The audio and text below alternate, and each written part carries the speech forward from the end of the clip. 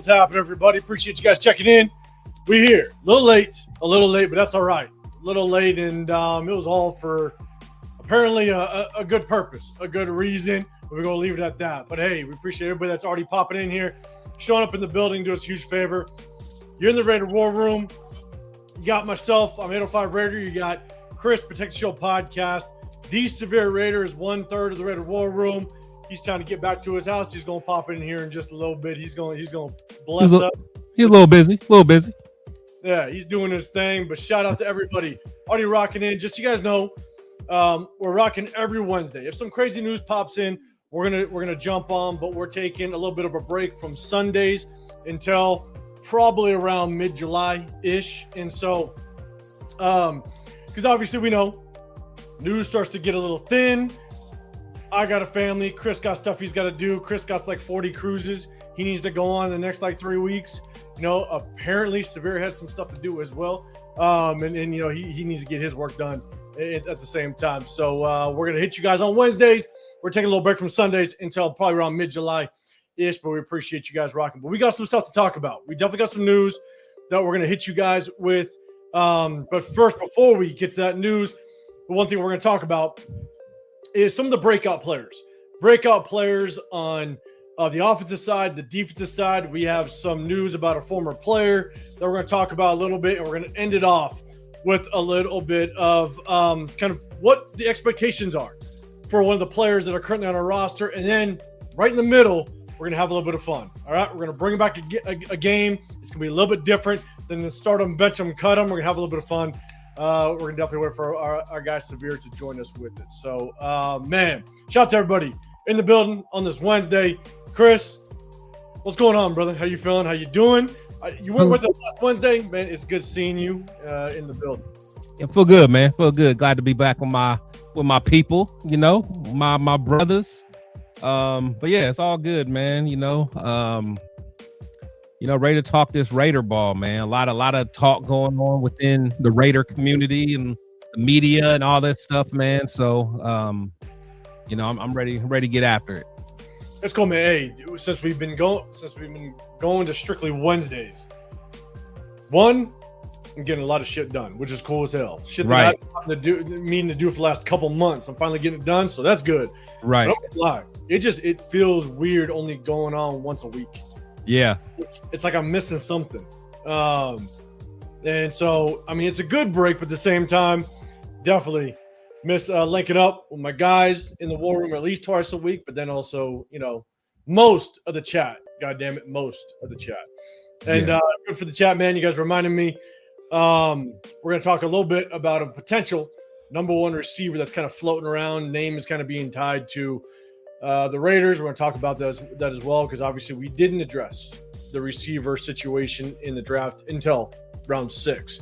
And so, but before we jump this thing off, the one thing I love doing, because it was a fire interview. Chris, remind the people about your interview that you had with Hugh Jackson and just a couple of the other interviews that you had, man, because they're always fire interviews. You always go back and reference, because not only do you talk about current stuff, but you also talk about, hey, what was it like under Al Davis? What was it like with your days with the Raiders, man? Let everybody know some of your interviews. Yeah, man, I know a lot of people have done checked it out, but if you guys haven't, man, make sure you guys check out my Hugh Jackson interview. Always a good conversation with me and him, man. That was our third one that we did, but definitely gave me a lot of insight on, just what, someone like Kubiak is going through as a first-time coach. Probably what, Mendoza's going through as making that jump from a quarterback in college to the NFL. So, it was just a good conversation. And of course we talked about some of the, some stories about when he was in Oakland with Al Davis and stuff like that. So definitely check it out, man. Also got, a fire interview I did with Jason Campbell a few months back as well, man. So definitely check me out. I know I haven't been on live as much as my boys, man, but still check out some of my content. Yeah, 100%, man. Definitely, guys, go check it out. Remember, it's Protect the Show podcast. You got the Severe Raider. We'll probably see him here in just a few moments as he kind of gets himself settled. And I'm 805 Raider. Real talk, Raider Nation. Appreciate everybody. Let's hit up the chat for a quick minute. We got Mike B in here, man. I know, a little late, but hey, if you're still in here, appreciate you. We got the Cheeto Linus in the building. You guys want some merch? Definitely go over to Leo's channel. Hit him up. He's always hitting you with the fire merch. He was one of the first ones ready with that Fernando Mendoza shirt flying off the shelves in Bakersfield, man. He got some new fire stuff too. I don't know if you saw his new. I don't know if he even dropped it yet, but make sure you check him out. He got his own channel on IG with just for his merch, man. Cheeto been cooking. He's been cooking. He is. He's been. I've seen a little bit of his open up some of the player cards, man. I kind of like it, man. It's different little. I like it. It's a different vibe. Salute to Cheeto. It's my dog.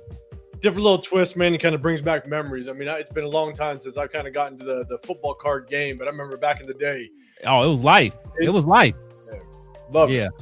But you know what's tough though is I just learned this a couple years ago because my brother, he had a friend that collected football cards, but apparently what I've heard based on what my brother heard is that football cards, once you get them, you want to sell them almost instantly nowadays because they don't really have value anymore. Really? Yeah. So it's like you and Leo, correct me if I'm wrong. Again, I'm just hearing from my brother that heard it from some guy that collects cards. It's like if you open up like a rookie, you know, let's say you opened up a Fernando Mendoza rookie card, like you like sell it immediately, like within the first few months because the value's there just in case, you know, he doesn't pan out, or even if he does work out, even, you know, the likelihood that they're going to end up being Hall of Famers and stuff like that, people just, they don't hold on to cards and they lose their value. You know, so that's just what I heard, but could be 100% wrong.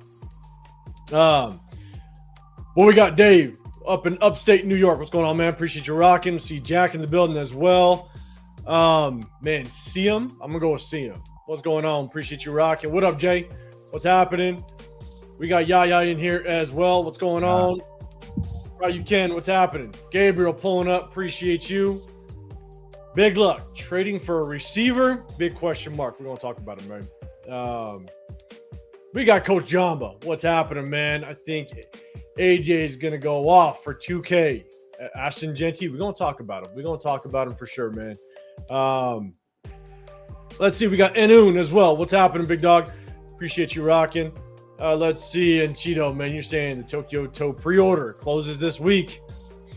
If he makes the squad, if he makes the roster, that final 53, man, I think that jersey is gonna fly. What up, Dre? What's going on, man? And we got to end it off with the Myra in the building. Myra Jay-Z, man, Myra.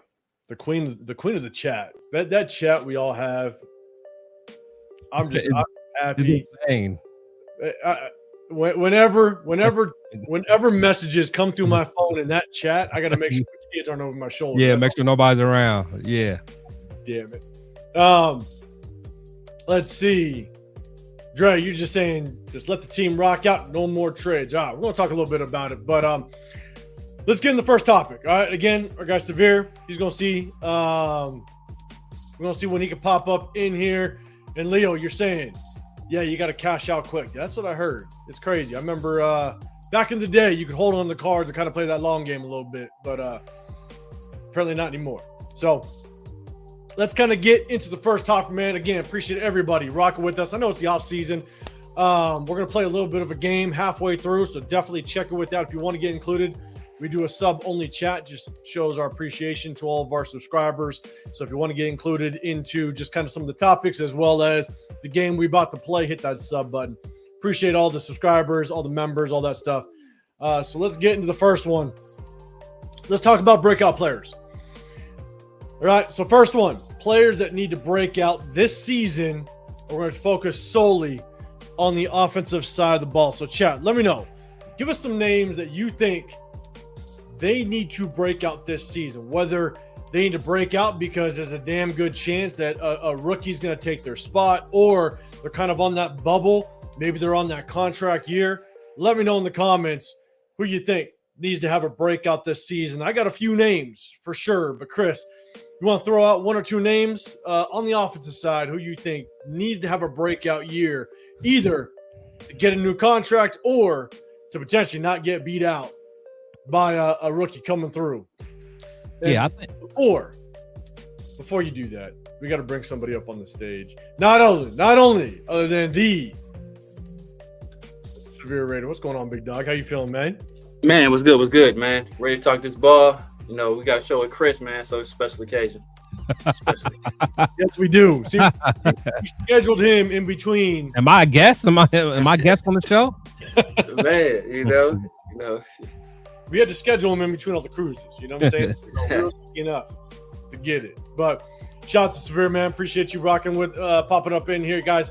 If you guys haven't, definitely hit up the Severe Raider, one third of the Raider War Room. Oh, and also, real quick, shout out to Dub Raider. Dub Raider, Yes. he handed me the Raider War Room shirt in Bakersfield, man. Shout out to Dub, man. It was looking clean. But yeah, Chris, real quick, one, maybe two players that you think need to have a breakout year on the offensive side this year, again, to maybe get a second contract or, man, not get beat out by a rookie. Well, actually, first I'll say, Trey Tucker, of course. I think Trey gonna have to do something. He got to show that he can be an explosive playmaker. Because hopefully this year is going to be the worst that the wide receiver room is going to look. Hopefully in the next 10, 20 years. Hopefully this is the bottom. So if he can't show out and show his worth, with this wide receiver room, then you're not going to be able to show it. So he's going to definitely have to shine. Also, I think, to be honest, I think JPJ, I love JPJ. Everybody knows how I feel about JPJ, but I want to say, I think he just needs his opportunity. I think he has a real coach now. He has a real offensive line coach. So I think he'll be coached up. But JPJ is going to have to shine. At the end of the day, he's going to have to be the player that I thought he could be, and I know that he can be. But yeah, those two players are guys that I think is just going to have to step up, and they're going to have to make an impact right away. Yeah, so you got Trey Tucker, you got JPJ stepping up. We got a couple of people in the chat kind of chiming in. You got DTR. Why am I blanking on his name? Yeah, I think you mean Dante Thornton. Yeah, that's all. But DTR is the Yeah, I'm about to say that's y'all old quarterback. That's Yeah. quarterback. Yeah. Thompson Robinson. He's probably talking about Thornton. Yeah, I think UFL sucking it up down there. you got Thornton and Besh. Got to step it up. What up, Eric? What's going on, big dog? Good meeting you in Bakersfield, man. Leo, you got Michael Mayer. Need to step up, man. That's his boy. See, I wasn't even gonna go there, Cheeto. That's y'all's boy. You already know how Chris feels about Michael Mayer. Right. So, you already know. Michael Mayer been on notice since he was drafted. Linda in the building. What's going on? Appreciate you. Alec M, what's happening? You're saying Tucker as well. Cheeto, you got JPJ. Nutty, Raider Nate, what's happening, big dog? You're saying Cousins got to play well right away.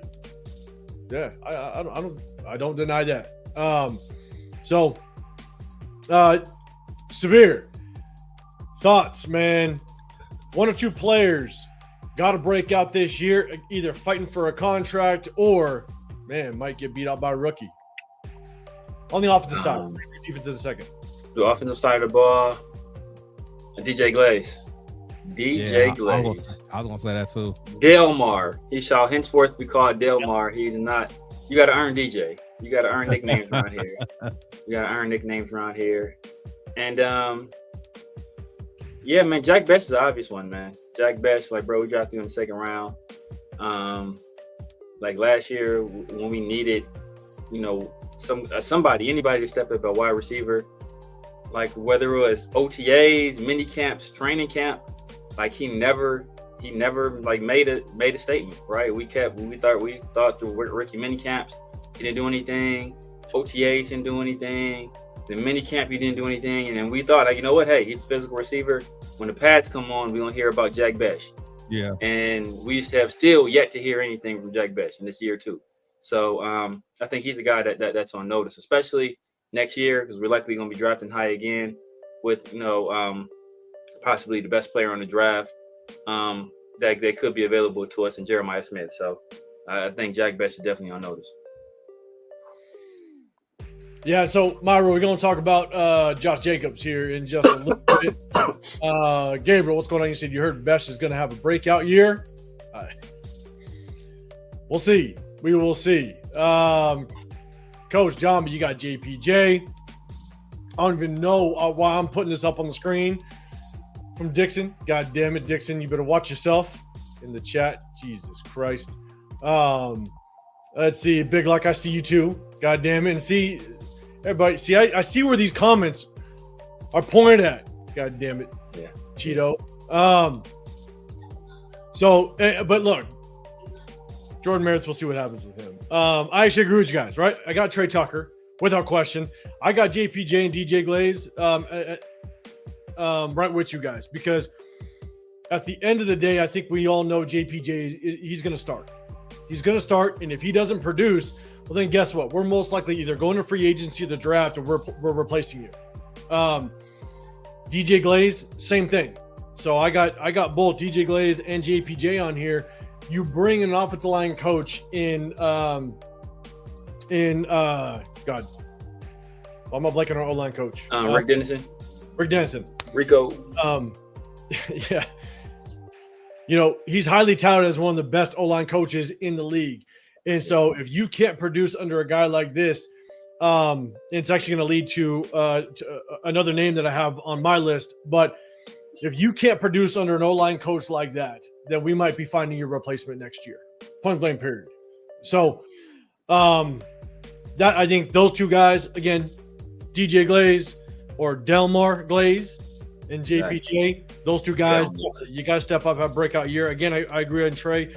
I think I forget who said it, but Jack Besh. I'm sorry. Jack Besh, you better have a breakout year. You got Jalen Naylor, which is really a number 2 receiver in the league. And then you drafted Jack Besh and you let Jacoby Myers walk. And you didn't address the receiver room, at least in the draft. You think Jalen Naylor is going to be the guy. So Jack Besh, this is your year. I'm sorry. I better see you produce at the very least like one of the better number 2 receivers in the National Football League. I never expected you to be number 1. I never looked at him as number 1. I think his ceiling is a decent number 2 receiver. So I better see that. And, severe chat, you might like this one. I'm telling you, Genty better have a breakout year. Point blank. Yeah. Period. That goes without saying. Here, what this offensive line looks like, he better show that he was worth the number 6 overall pick.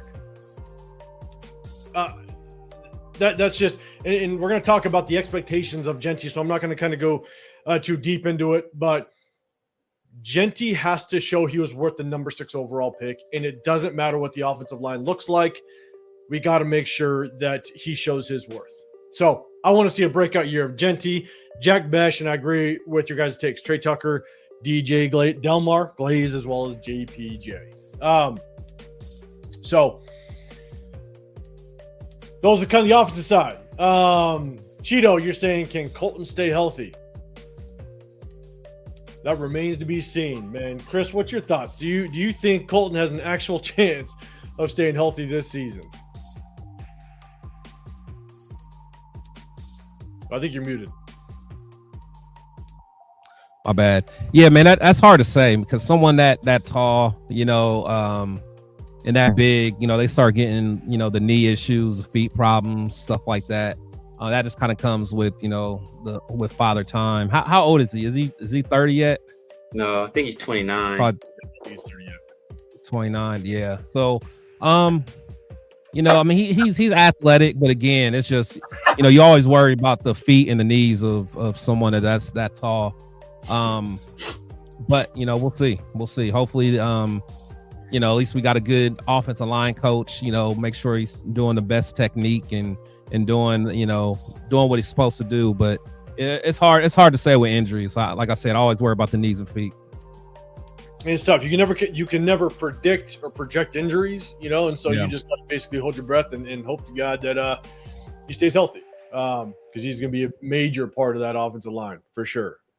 All right, cool. What up, C-Pool? What's going on, man? You're already talking about Genty. Hey, we're going to talk about Genty here in just a little bit. Promise. That'll be in our segment, but we're going to have a little bit of fun in between everything and play a little bit of game. Hopefully, you guys get included in that. It's going to be fun.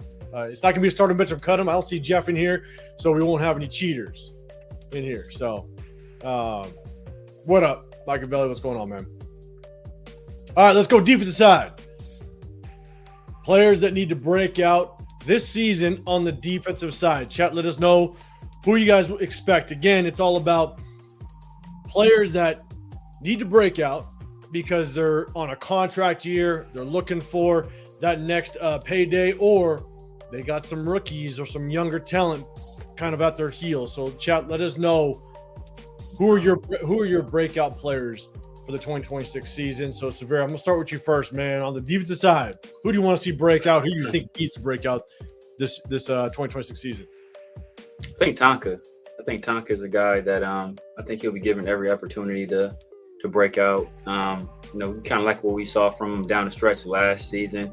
When he finally started getting some run, I think he played pretty well down the stretch of the season. So he's a guy I'm looking at. Outside of that, maybe Quay. Quay is already kind of a good player, but he never quite lived up to being that first round pick. So maybe him in a new system, Robbie Leonard, maybe he has a breakout season. If Nakobe Dean can stay healthy, Nakobe Dean is a damn good player too. He just his main thing has been just injuries. Mm-hmm. So if he can stay healthy, he's another guy I'd have my eye on. But the main guy I'm really looking at is probably Quay, to be honest with you. Not Quay, Tonka. Tonka? Yeah, Tonka. Let's see, we got a couple. All right, you saying hot take, Mac needs to break out. Oh. I can show you my list, but I spoiler, I got him on my list. Big, like you got Stokes because of the rookies. DC, you got Malcolm Kuntz right away. Hey, Jamba, earplugs. Eichenberg, that's the starter for Walker. Hey, we'll see what Eichenberg can do. Chris, man, give us a couple breakout players that need to break out this year on the defensive side. Yeah, honestly, as soon as you said it, I was going to say Max. And one of the reasons I say Max is because if Max doesn't perform, Raider Nation is going to turn their back on him. Max is already doing a lot of questionable stuff that, how our fan base is. I mean, he's doing the rap music and all this. So certain demographics already feeling a little shaky about how he's acting anyway. And then they still upset about him saying Flock Nation. If he comes out and not really ball out, and then, once to get traded late, like I could see the fan base kind of turning on him. Hope that's not the case. My boy, Malcolm Kuntz, for me, I just want to see Malcolm Kuntz fully healthy and just getting after it. I think just for his own, for his own morale and confidence, I think it'll be big for him to be able to kind of show the bend and be able to, kind of show that he got that explosion that he had before the injury, because he was coming off a great season. So, and that injury, it usually takes, a year to fully get back to where you were. So definitely from the line standpoint, I would say those two. I honestly think, because I want to see what we got at safety. I want to see is Jeremy Chin, is he somebody that can kind of bounce back and be the guy that, the playmaker that we thought he can be when we brought him in. So, I'm thinking there, to be honest, I think a lot of guys, but those are the three that I want to see a big step from. And then of course, from like the younger standpoint, I like to see Porter take a nice sophomore leap as well. Yeah, no, I'm with you. So I'll give you a few of mine. Seagate, what's going on? Me saying second. Tonka, we need some reliable depth at D tackle. I'm just really curious because what, Tonka was a 5th rounder, right? Yeah. Tonka was a 5th. Yeah. Well, yeah. Was he? Now he was taken before. Pegues. They both are. Was Pegues? Were they both 5th? Yeah, they both are 5th, I think. Okay. I think JJ Pegues was the 6th. Didn't we get him like back to back? Nah, Killer Cam was the 6th. Killer Cam and Tommy Malott. I think they both were the 5th. I think because Cam I think we got Porter or we got Thornton. Then we get Thornton in the 5th too. No, we got Thornton. Thornton was in the 4th. Okay, yeah. Then I think those two were 5th. Then that makes sense. Yeah, because one was probably our regular 5th and one was probably a count. Yeah. I just know that Tonka went before JJ. That's all I know. Yeah, Tonka went before JJ because I like JJ better as a prospect, but Tonka played better last year from when I saw them. But they play different roles, so that's why JJ, what he's going to bring, is not going to really show up on the stat sheet. It might not flash because he's not really a penetrator on the defensive line. Is that Miss Tucker in the building? Salute to Miss Tucker in the building. How's up, Miss Tucker? How you doing? I think that's Trey's mom. Salute to Miss Tucker. Were you all love. Were you in Vegas, Miss Tucker? Or not Vegas, Bakersfield? Did you go out to Bakersfield? Man, if she was one, I apologize if I missed. We want your baby to do good. We want your baby to do good. But hey, I was also having a few. I was throwing a few back in Bakersfield. I was having some fun. But you got shout out to LKM. Coons needs to earn his check. Art White, you stand on business. The whole damn team needs to break out. Hey, no lies detected. Hey, when you finish last place in the NFL, there's a lot of improvement you got to work on. You got Porter. Lots of people think he's going to lose his job. She knows, Coach. Let's see. Cheeto, Linus, Max Crosby. Damn it, can finish the season. Yeah, he's got to stay healthy. He's got to stay healthy. Fucking Coach, get out of here. So look, for myself, I got Malcolm Kuntz as well. I think Malcolm Kuntz, he's got to have a breakout only because that Keon Crawford pick just smells of replacement of Malcolm Kuntz, right? They look very similar players. They look like they just kind of can play the same exact role. And I know I said this when we went live after the draft. I basically said the only way that Keon Crawford pick really makes sense without him being a rotational piece is if the plan is to possibly move on from maxxcrosby at the trade deadline, and then you just drafted his replacement. So we'll see how all that plays out. But I definitely think Malcolm Kuntz needs to have a breakout, and I 100% agree with you, Chris, and someone else said in the chat. I think maxxcrosby has to have a breakout year. I want to see minimum 13 sacks out of maxxcrosby this year. Minimum. I'd love for him to be around that 15 to maybe 16 sack season. Right. I mean, because everybody wants to put him up there with TJ Watt and Miles and all them. Even a couple years that Bosa had. Like, put up those numbers, man. Get home. I know you get a lot of hurries and all that and pressures, but get home, man. Get home. 100%. So I think Max needs to have a breakout year because Spytek has already shown he's willing to move on from you if the price is right. And so if you don't break out, there's a good chance you're going to be on that trading block again. You brought in Traden Stukes and you brought in Dalton Johnson. These two guys, it just looks like you're willing to move on from Isaiah Pola-Mao and Jeremy Chin any chance that you get. And so I think Isaiah Pola-Mao, I think if you change up the defensive scheme, you run more two high safety sets, I think Isaiah Pola-Mao could be a good safety. The one that I think is really interesting is Jeremy Chin, because it's not like Jeremy Chin had a great season last year. Right. And Traden Stukes, the more and more you watch his game film, could he play a two high safety set, be one of those safeties? Yeah, I think he can. But does he look like he's more of a in the box type of safety? I think that's where he would be more comfortable and maybe excel, and you can get the best potential and performance out of him if he kind of mimics that Jeremy Chin type of safety. And so I think it's both safeties. I think Isaiah Pola-Mao as well as Jeremy Chin, man, y'all better have a breakout year or we're moving on from you. And so, because you got 2 rookies that could potentially be on your heels and knock on that doorstep to take your spot. So we went deep with safety this year. The safety's currently on this roster. You better step it up, and you better have a breakout season, or you on the chopping block. And then I think people said it. Darren Porter. You took 2 corners that could very well compete for your position. I think Darren Porter, man, you better show something. You better show your worth, or there's a good chance you'll be on this roster.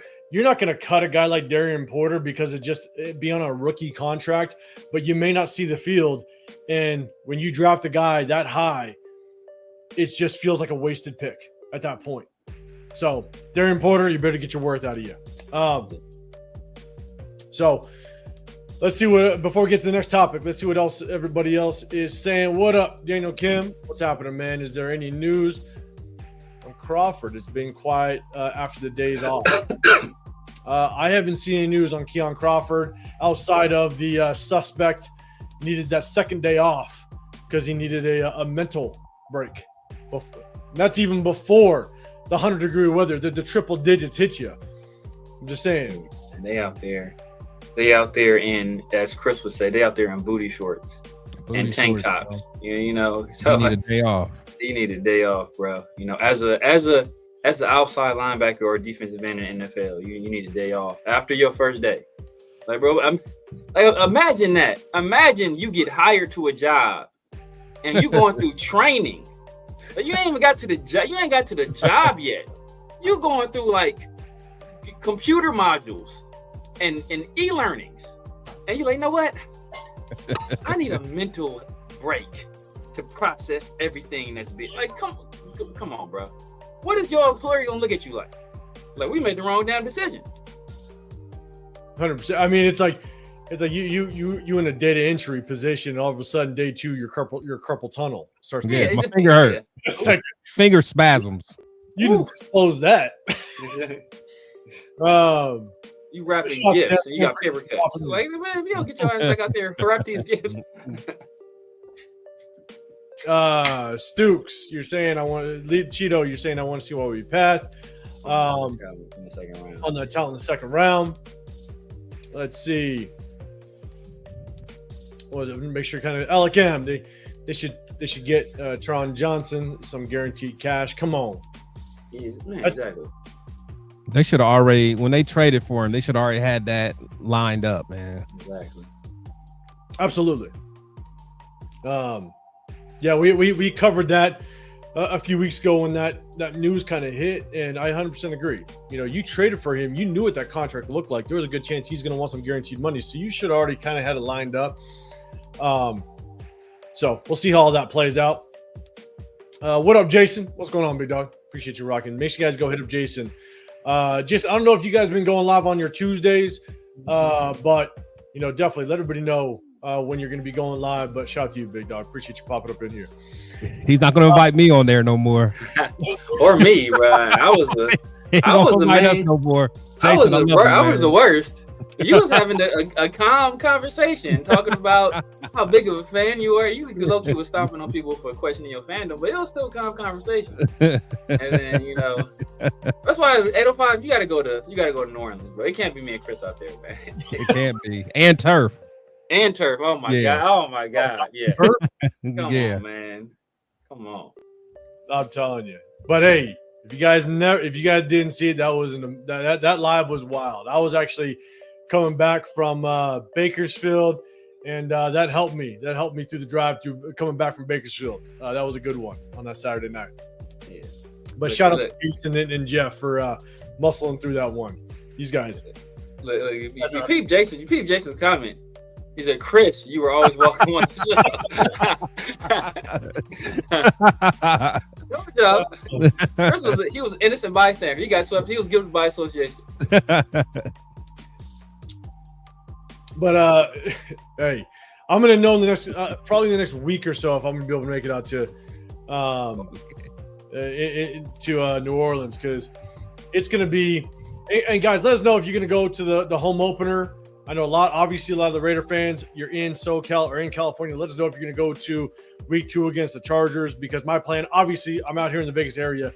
So I'll be there for the home opener. My plan is to go over to the SoFi game, go check it out there, and then maybe, hopefully, get out to New Orleans for that game.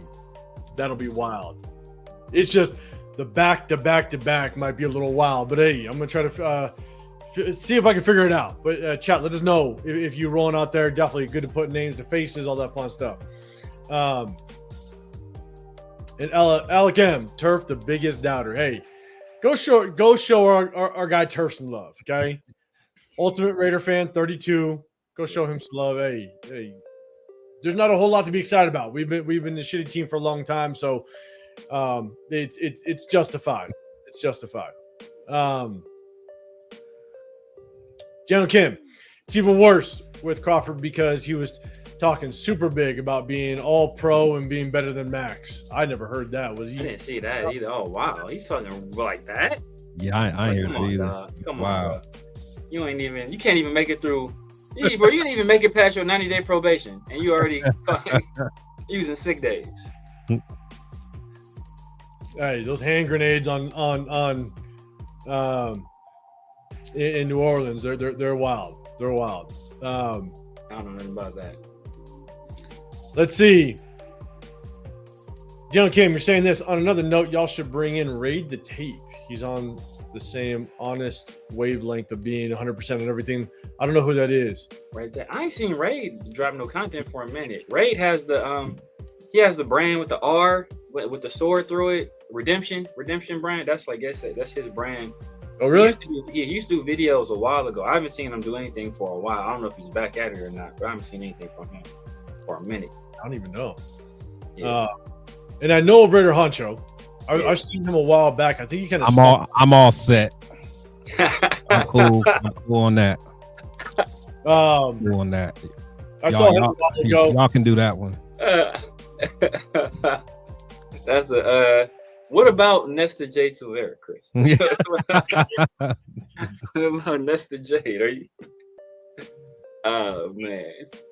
Oh shit out! Hey, Cheeto! Hey, you starting your new job on Monday? Congrats, bro. Hey, Cheeto! Vacation day on Tuesday, brother. you know the routine. Just keep that trend alive. Keep the trend alive. Hopefully, Billy Davis will train you at your new job.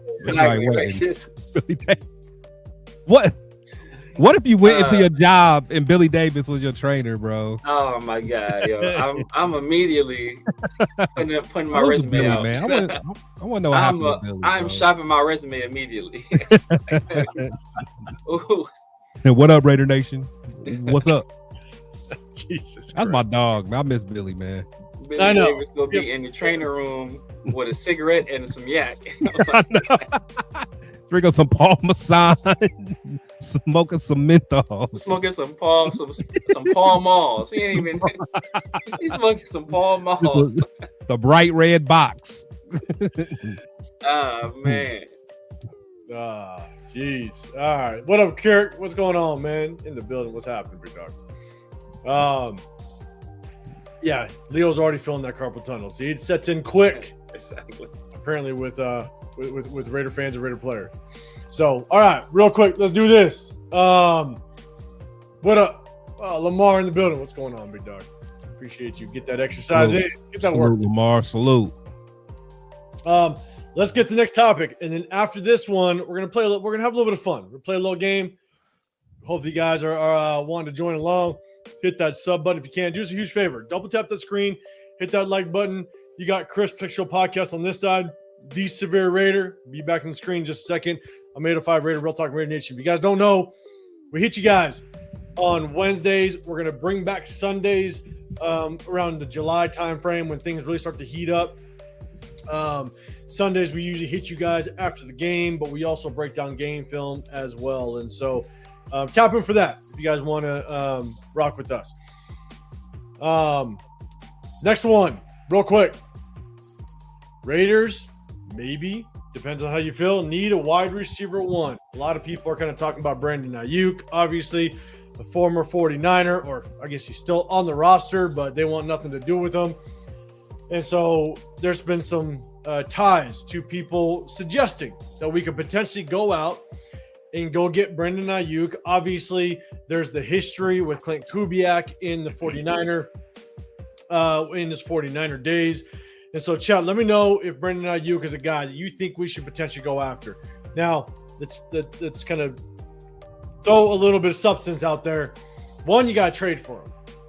You're going to most likely have to trade for him unless the 49ers just release him, which we don't see that happening. So you're going to have to trade for him. And I believe, chat, correct me if I'm wrong, I'm not the best with numbers. Might be Asian, but numbers ain't my game. I think you might have to possibly give up a $13 million cap hit this year if you do decide to bring him on. And so, because obviously the 49ers are they're going to pass on that contract. And so I do think after this year, you have the option of cutting him, but you are going to get hit with a $13 million salary cap hit, I believe. And so I don't know what our current salary cap is right now. I should have looked that up. But chat, let me know. What's your thoughts? Do you think Brandon Ayuk is an option? Again, got to trade for him. You're going to have a little bit of salary cap hit. And so let me know. I'll bring it up. Severe, man, I'll throw it to you first. Thoughts on Brandon Ayuk? At this point, Brandon Ayuk, he's no longer an NFL wide receiver. He's like a PPP loan scammer. He's not playing football at all, man. If we really wanted him, we could probably give up like a sixth that can turn into a fifth with like playing time. And I'm sure the 49ers would eat probably at least half of that cap hit just to get him off of the roster. Because right now they've kind of revamped their wide receiver core with Stribling, obviously Mike Evans, and then they got Ricky Pearsall. So I don't think they really like want him anymore, to be honest with you, especially with the stuff he's been pulling as of late. So they may look at it as addition by subtraction. If they can get him off the roster, if they can get like a conditional pick in there for it, they do it. If I'm the Raiders, I do not do it. And I mean, this guy, really can't trust him. You kind of see some of the stuff he's been doing. Ever since he had that signing bonus, he's been just going wild in jewelry stores and driving 120 miles per hour past the stadium and just doing all kind of reckless nonsense, man. So, he's not the kind of guy I want around our impressionable young players like Fernando and Ashton Genty. Those guys are sensitive souls, and I would hate for them to be corrupted by a guy like Brandon Ayuk. So, stay away. Stay away. All right. Ryu Kane, you're saying Ayuk is a head case. I'm good.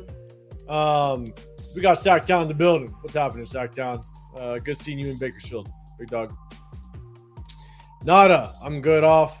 Any wide receiver one on the market. Sacktown, you said Ayuk came for me. Big luck. We'll talk about this right after because I saw that as well. We'll talk about that right after. And then Ken, you're saying I'd rather roll with the young guys so we can see who sucks and who is worth keeping / developing. I'm with you. Chris, man, thoughts on Ayuk? What you got? Yeah, I'm good on Ayuk, man. I mean, we already have a very young wide receiver room anyway.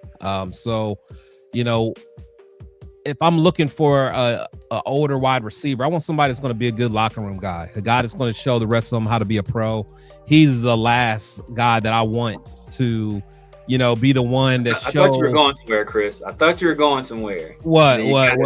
You kind of cut it off there. I thought you were going somewhere with that. Because there was a guy on the roster. But you already know. Yeah, I don't even need to say that. I've said that so many times. So, but yeah, I mean, but that's what you want, and he's not it, and plus, I think just from a financial standpoint, I think it'll be rough. And the thing is, like, I think he could be good in the system just because he's used to that kind of Shanahan style system. But the thing is, we're at a point where, we're not in a win now situation. And I think that's kind of like, if he goes to, from like the 49ers to us, I could see him being frustrated if he's not getting the balls enough. He's not getting enough targets and stuff like that. I could just see it just being a problem altogether.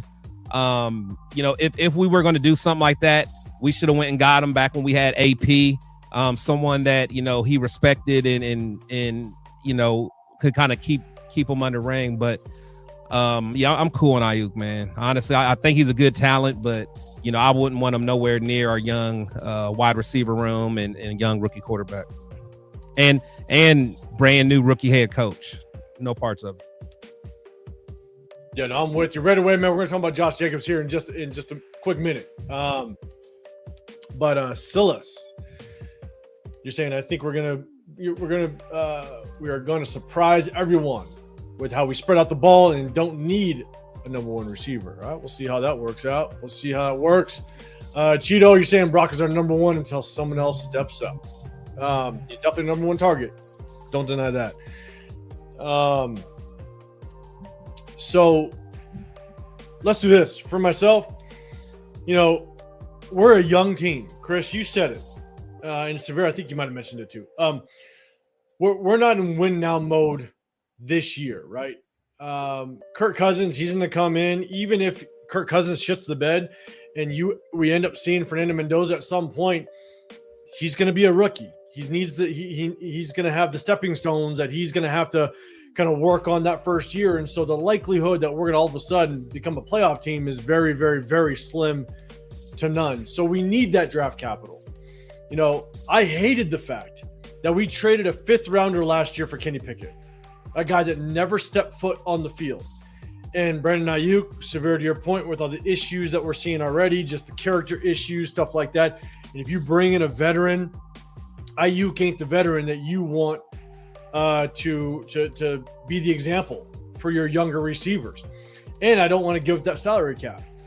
You know, by that slim chance that we are semi-competitive, then you need to make sure that you have some of that cap space. One, because you can roll over some cap space to next season. But two, that slim chance that you are competitive, you might be able to bring somebody in on the trade deadline if Kirk Cousins all of a sudden blows up in this Kubiak system. So I just think at the end of the day, character issues, I don't want to give the salary cap, and I do not want to give up any draft capital because, again, I was pissed off that we gave it up for Kenny Pickett that never saw the field. And so I'm cool off of that. I think if there was one veteran receiver, and I said this when we were talking about it kind of when the season ended, if there was one veteran receiver that I'd maybe bring in if you wanted to give a chance, I don't even know if he's on a team right now. Jacoby Myers would have been great. just throwing that out there. What's my guy's name? Former Charger, went over to the Bears. Keenan. I think if you brought in a veteran on a very cheap contract, veteran minimum, again, I don't know if Keenan Allen's anywhere right now. That's the type of guy that I'd probably be willing to bring in just to be a mentor and an example for some of our younger receivers. But I'm cool with rocking with who we got to really understand who we have with this young receiver core. So we will talk about Keon Coleman in just a second, but we got rundown in the middle. What's going on, big dog? Ayuk got that lean scammer body. Now it's over. I've heard some things about him and just being crazy, out of shape though. It's crazy. Let's see. Rundown, you're saying, man, I'm just waiting until week 6 or 7 for people to start turning. We're gonna see how people work. We're gonna see how it gets down. Cheeto, not Burt Chicken Allen. Hey, good veteran. All right, he could teach some of the young guys. So let's do this. Keon Coleman. There was a report that kind of tied a potential trade scenario to go get Keon Coleman. Sorry. So this is where, and again, I will tell you when I'm wrong. I actually thought Keon Coleman had a chance at being a damn good receiver in the NFL. And he just has not worked out for the Bills. So, chat, let me know, would you be willing to maybe go out and trade for Keenan Allen? They brought in what's his face from the God, was he with the Bears previously? Severe, who's The Well, Bills. that we brought in from the Bears. So who? The receiver. He was over with the Bears last year. DJ Moore. DJ Moore. So the Bills brought in DJ Moore. You know, again, I thought Keon Coleman was going to be a pretty decent receiver in the National Football League, and that just has not panned out. So, Chad, let us know if you're willing to bring him on. Again, you're giving up draft capital, but he's on a rookie contract. So, Severe, what would you do? Would you consider bringing on a Keon Coleman? Again, rookie contract, so that's not too bad, but you definitely got to give up draft capital. Maybe they'd move for like a 6th or a 5th. What's your thoughts? Probably not. I mean, is Keon Coleman, like, does he add something to the team that we don't already have? I don't feel that he does, you know, and the Bills are a wide receiver starved team for the most part themselves. So for them to kind of sell low on a player they drafted, I think in the 2nd round, that kind of says a lot, you know, in and of itself as well. Like a guy I would have taken a chance on, and I think he's with the Jets now, but a guy like A.D. Mitchell, that's a guy I would have taken a chance on, right? He's a guy that brings like a deep speed element, you know, also in a bigger body than we currently have. You know, whether that be his frame, you know, he's a bigger frame than Dante Thornton. Obviously, he's much taller than Trey Tucker.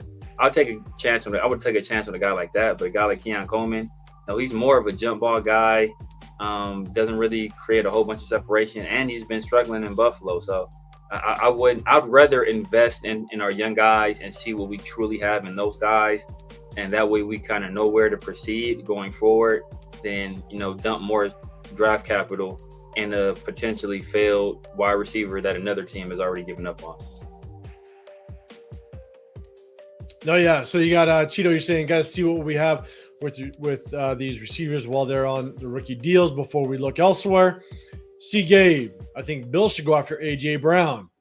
That'd be a very interesting trade situation. But Josh Allen, man, Josh Allen's got to get definitely some help over there. But they did. They got him some help. So we'll see if they make any of the moves. Cheeto, I won't run down to be right about Besh and me admit I was wrong. I don't think that's happening, Big Dot. Well, look, I'm in the same boat. You know what I'm saying? Like, me and Cheeto are literally sitting next to each other during that draft. And I looked over at Cheeto. I was like, man, I hope that's not just a feel-good story. You got your water pot? And I think that's where, for myself, I want to be. Right, come on, we got to go. But the problem is that when you go and you take a look at the game film, you take a look at what Jack Best shows on film, and you're looking at like a middle-of-the-road number 2 receiver. Hopefully he grows. Hopefully he develops. But given his past, being a former tight end, you just know it's not like he's got that natural speed. He's not the most crisp route runner. And that's kind of stemming from his tight end days. And so for him to all of a sudden transition to a receiver, now you're going against corners as opposed to, you know, safeties and linebackers. Can he get that separation? That remains to be seen. So I want to be wrong on Jack Besh, 100%. I want to see Jack Besh end up being like what people were saying when we drafted him. There were people literally saying that he was the next Puka Nacua, which was the wildest shit I've ever heard in my life. But I hope I'm wrong as well, Cheeto. So you ain't alone in that. See, Gabe, if they do Coleman becomes cheaper. Coleman becomes cheaper. I'll read that right. Gotcha. Chris, I got dip. I gotta take my son to track practice, man. So y'all finish it off for me. Just on the game, big dog. Last minute request. I might hop on in the car. I'll be back in a minute. Let me get down there. All right, we'll give it a minute, and then we'll rock out. All right. Got you, big dog. Chris, man. Let's do this. Bang. Chris, man, Keon Coleman. Would you consider bringing him in? Again, got to trade for him. Draft capital might be around maybe a 5th or 6th round. But he is on a rookie contract, so it's really cheap to bring him on. What is that a guy you would take into consideration to possibly bring in?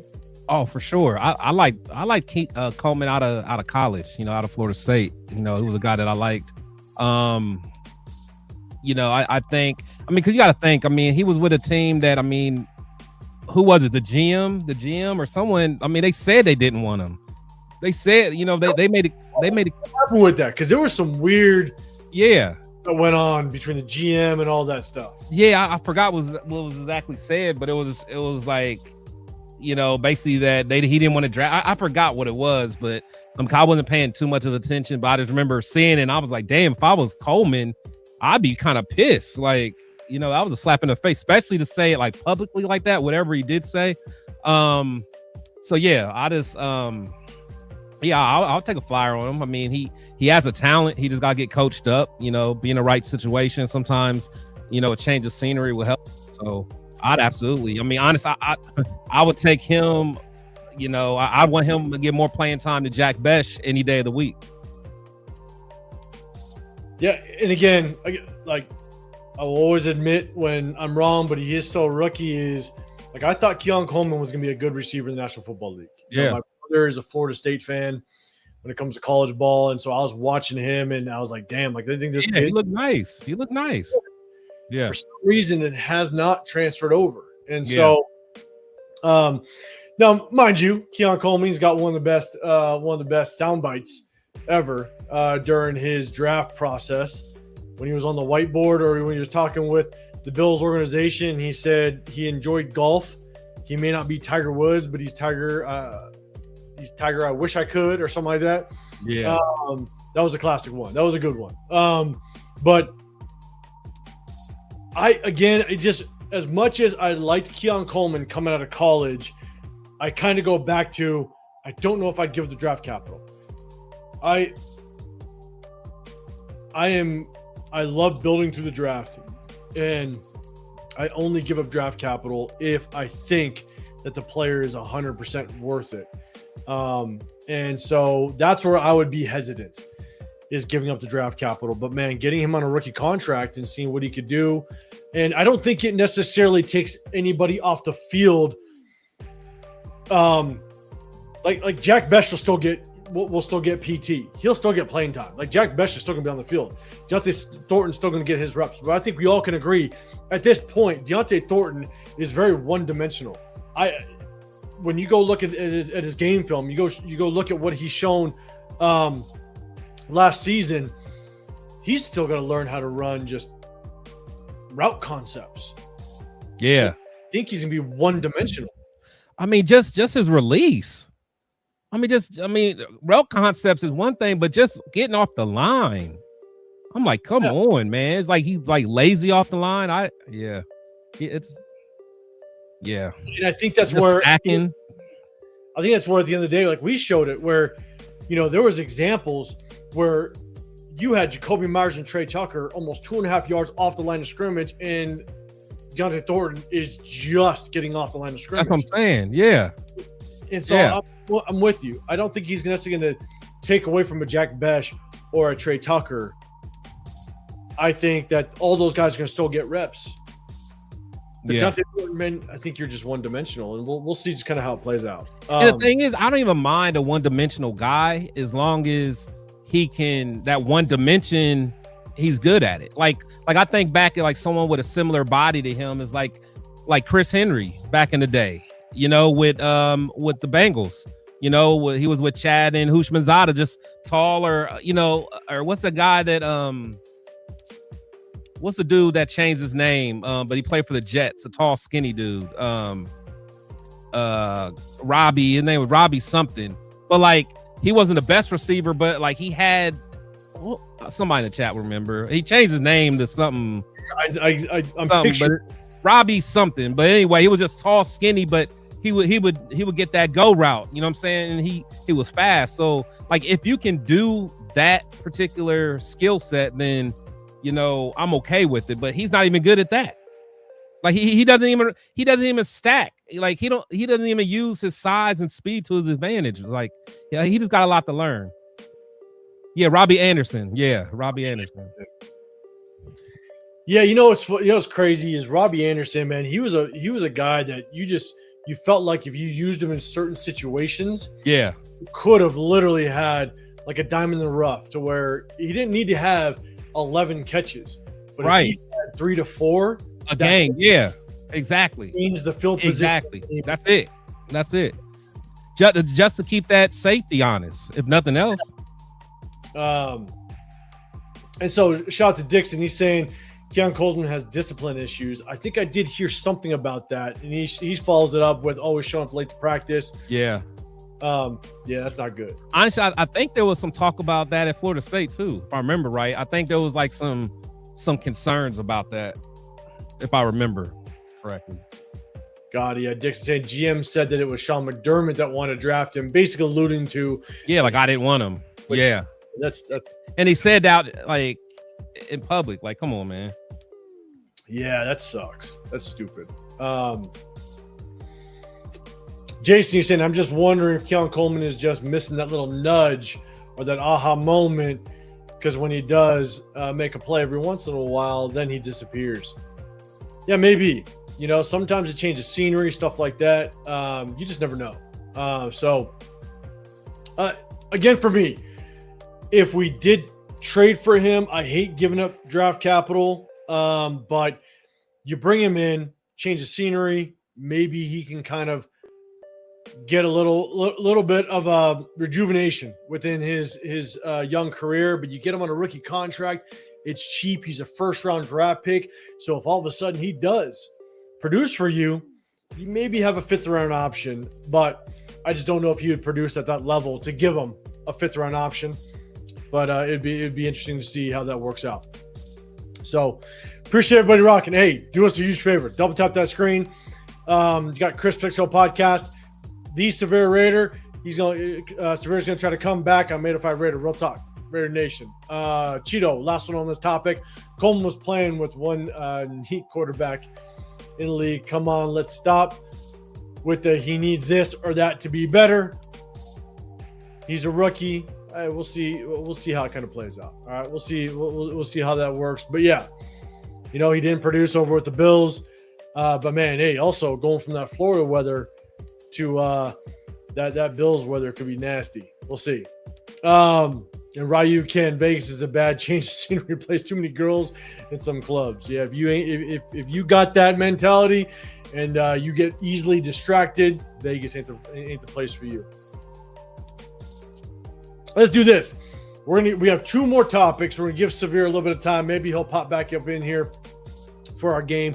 Let's get to the next topic, and then we'll play the game. And then we got one last one after that. We're gonna talk about it. Josh Jacobs. Josh Jacobs is in a little bit of trouble. Chat. Obviously, it's a former Raider player. It's unfortunate. We're going to see how it plays out. You definitely got to understand, whether or not the allegations are true, but the allegations that are being basically placed on him, that's tough. That's a tough go. And obviously you want to take it the innocent until proven guilty, but man, it's a tough go, man. But Chris, man, I know it's your boy, Josh Jacobs.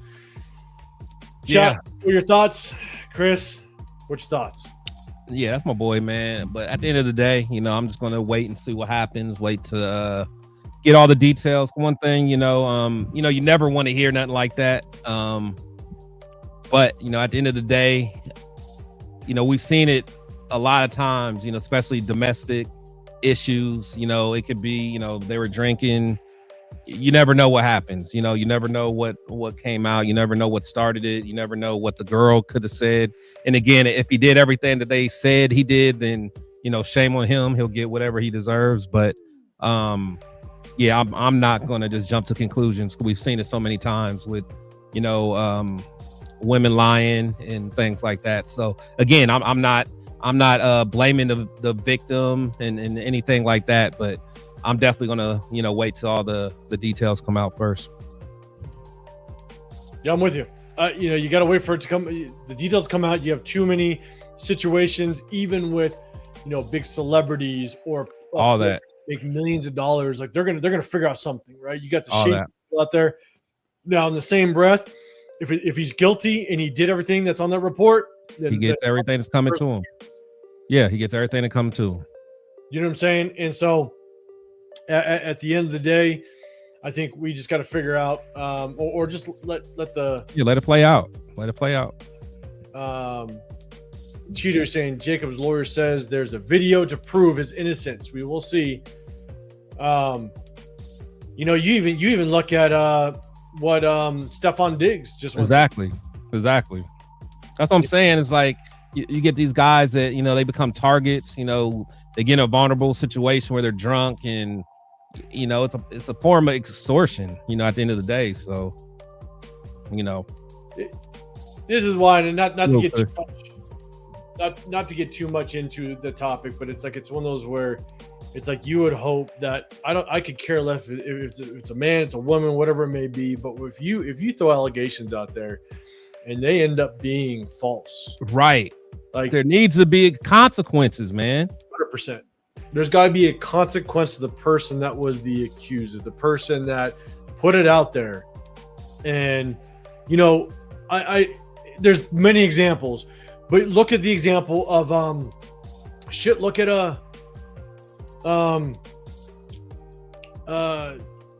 the running back for Cleveland. Oh, Junkins. Quinshon Junkins. Yeah. You know, you have allegations that end up being false. You know, you have Isaiah Bond.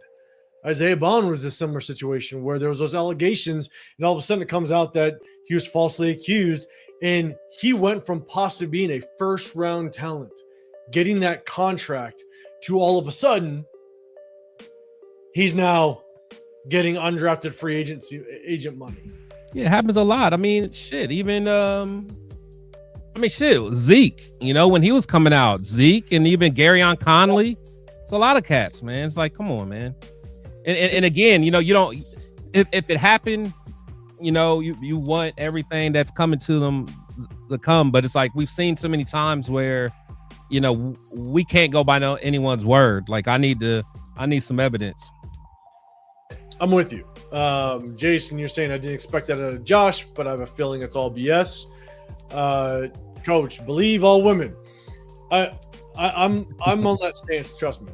I got a wife. I got 3 girls. I'm with you that you believe all women is crazy. You want to. Here's my thing: is you want to take everything seriously. I don't know if I'd say believe them all, but you want to take every allegation seriously, but you also want it to be investigated properly. Let's put it that way, because, of course. And again, not to go too deep into it, you know, it's like that Me Too movement that went down a while back. I thought the Me Too movement was a good thing in the sense that it was starting to expose people that were doing shit back in the day that should have been held accountable years ago. Yeah. But it just takes one. It takes one to screw it all up for all the other women that have come out and were brave enough to step up to the plate and accuse people for what happened to them. But it takes one woman to fuck it all up for the rest of them. And that's what sucks. Yeah, man. You know, and so, you know. Salute to my boy. What was my boy?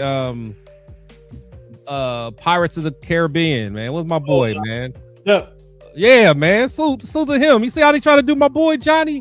Yeah. You know what I'm saying? I'm telling you, man. So it's just they vicious out here. It's tough. It's a tough situation. But you know, let's do this. More often than not, you know, women that come out, like, it's true. More often than not. But unfortunately, it just takes that one situation where the woman just screws somebody over and lies, and then you're questioning it all. Yeah, women that were truthful about it. So, okay, all right.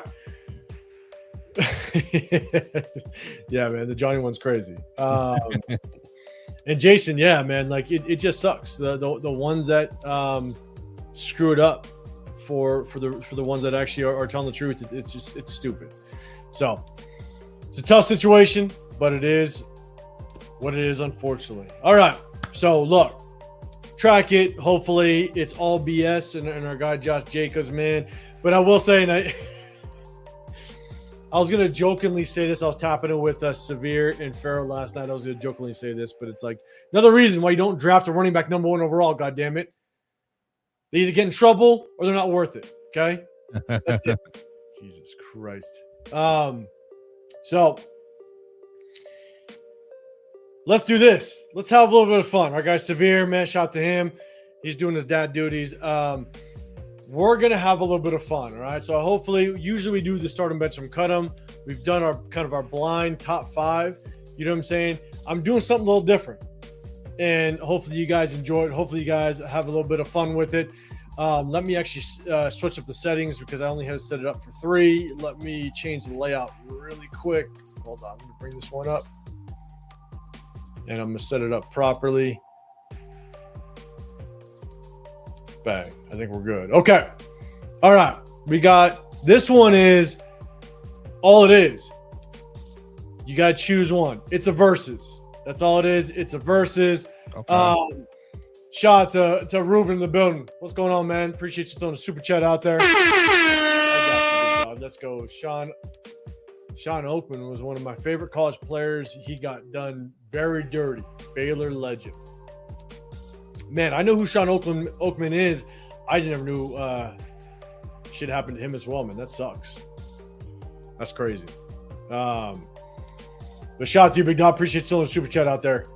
Jason, you're saying by Josh being released with no charges filed seems to be an IOJ case. I don't know what that means. That must be legal terms with you being with you, Jason. But let's do this. All right, I'm gonna share the screen. This is just the versus one. All you gotta do is choose, and I got a little twist in the end. All you gotta do is choose. Versus. It's not a start and bench from cut 'em. We're gonna have a little bit of fun. All right, here we go. Chat, get involved. If you want to get involved, hit that sub button. We do a sub only chat just to show our appreciation to our subscribers. If you guys don't know, if you guys are new, if you guys are in here, you got Chris Pick Show podcast on this side. I'm 805 Raider, Real Talk, Raider Nation, and you got the Severe Raider. We'll see if he pops in just a little bit. 2 players gonna pop up. You just gotta choose. That's all we're gonna do. Let's have some fun. Let's go. Here's the first ones. Here we go. Oh my God. I need to go back. Oh, dang it. Hold up. Stop it. Okay. Patrick Peterson versus Jalen Ramsey. Which one you picking? So when you pick, I need context, man. I need context. So this prime, is full career. Their prime. Everything's in their prime. I really like Ramsey, bro. I really like Ramsey. I really did, man. Really did. Ramsey at the top of his game was cold. Patrick Peterson. I'm going Ramsey though, but it's close. Super close. Yeah, I ain't mad at Peterson a dog. It was a dog. In their prime. Like before Ramsey lost a step, because he was very instinctual, and he was I like Ramsey. That was my dog. So in their prime, Dixon, and he wanted to be a Raider. He wanted to be a Raider too. He did. Gruden, come get me, man. I know. I think I'm going Ramsey. Ramsey in his prime was just you just didn't. Nasty. Peterson was cold. Yeah. That's tough. That's a tough one. All right. So you got Ramsey again. There's gonna be a little bit of twist in the end. A little twist in the end. Okay. Next one.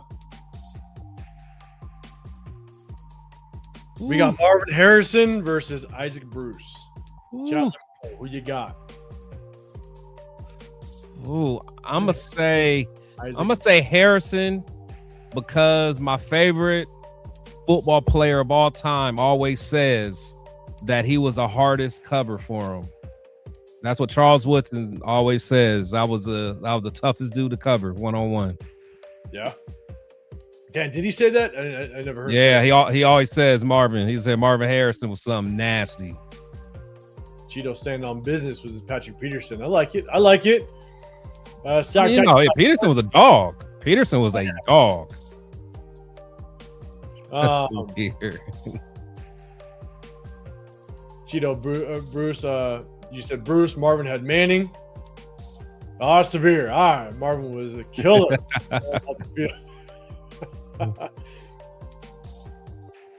Who you got? I think I'm taking Isaac Bruce. I'm not mad at that. That offense was just so nasty. I think and it's so hard to kind of compare because both of them had both of them were on one of the most dynamic offenses just as a whole, right? Oh yeah. I think he was with Stokely and he had who's the number 2 over there? I'm like Reggie Wayne, and then the backfield you had Adrian James or Marshall Faulk, depending on the year. And so Dallas Clark with them? I think Dallas Clark was with them. Yeah, nasty. It's nasty. So, but then you had the greatest show on turf. The greatest show on turf. And so that it's Mike Martz was a damn wizard, man. Yeah. So, but I like Isaac Bruce, man. I think I might go Isaac Bruce in this one. Yeah, I ain't mad at that. So, let's see. Draws just who's sexy because he don't get it tattooed on his neck. Chat, put it in there. Genty, is that you? Jason, this is a tough one. I'm going Harrison. All right, hey, shout out. Can't be mad at it. Severe, Bruce, and Holt were super underrated. Yes, they were. Yeah, and Cheeto, yeah, you had Dallas Clark on there. So, hey, it's a hard one. All right, let's go next one. Ready? Yeah. John Randall or Bruce Smith? That's easy. I do like Randall though, but Bruce Smith was different. I love Randall because back in the day when those NFL films and they used to have like their version of mic'd up. Oh man, Randall, the way he would talk trash, I loved it. I loved it. But yeah, I love that dude, man. But Bruce Smith was just different, bro. Let's see. Let me know. What up, Rafa? What's going on? Hey, Rafa. Guys. Go hit up Rafa's channel, man. Go show some love over there, man. Shout out to you, Big Dog, for popping up in here. Raider, you got Bruce Smith. All right, so you got Bruce Smith. Sacktown saying easy. Bruce Smith. Okay. Yeah, not that kind of show. We can make this show whatever it needs to be. Yeah.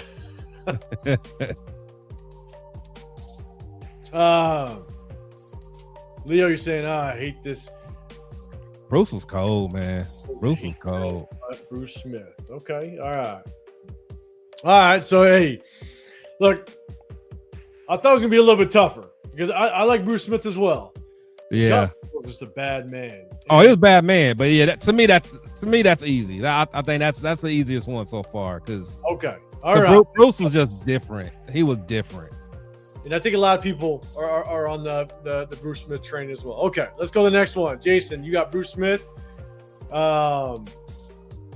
Same. I think you're saying love. Same. Loved Randall's passion and how he had to overcome his size. I know, man.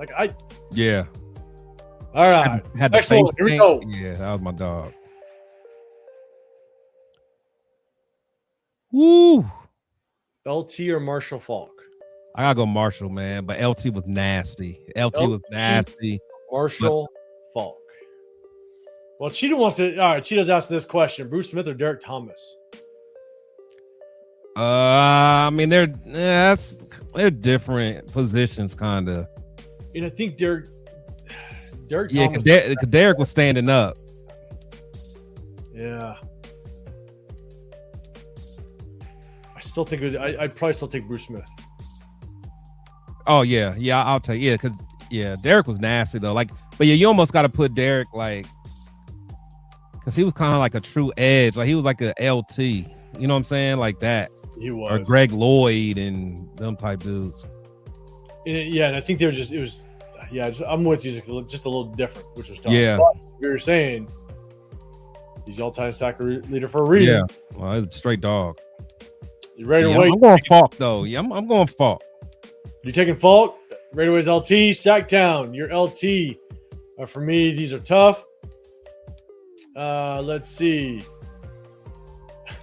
Joel, I don't know. Joel's wild right now. Cheeto. Damn, LT was a Raider killer. He was. He did. He kill us. Jason's taking Falk as well. Right away, don't do that. Renfro or Bash. Hey, I'm not gonna lie. Renfro all day. That's not even close. Not even close. I'm taking. Here, I got one for the chat. Brian Edwards or Jack Besh.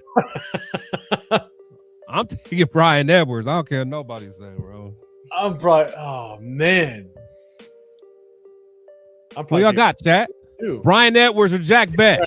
Two. I think I might be taking Brian Edwards too. Yeah.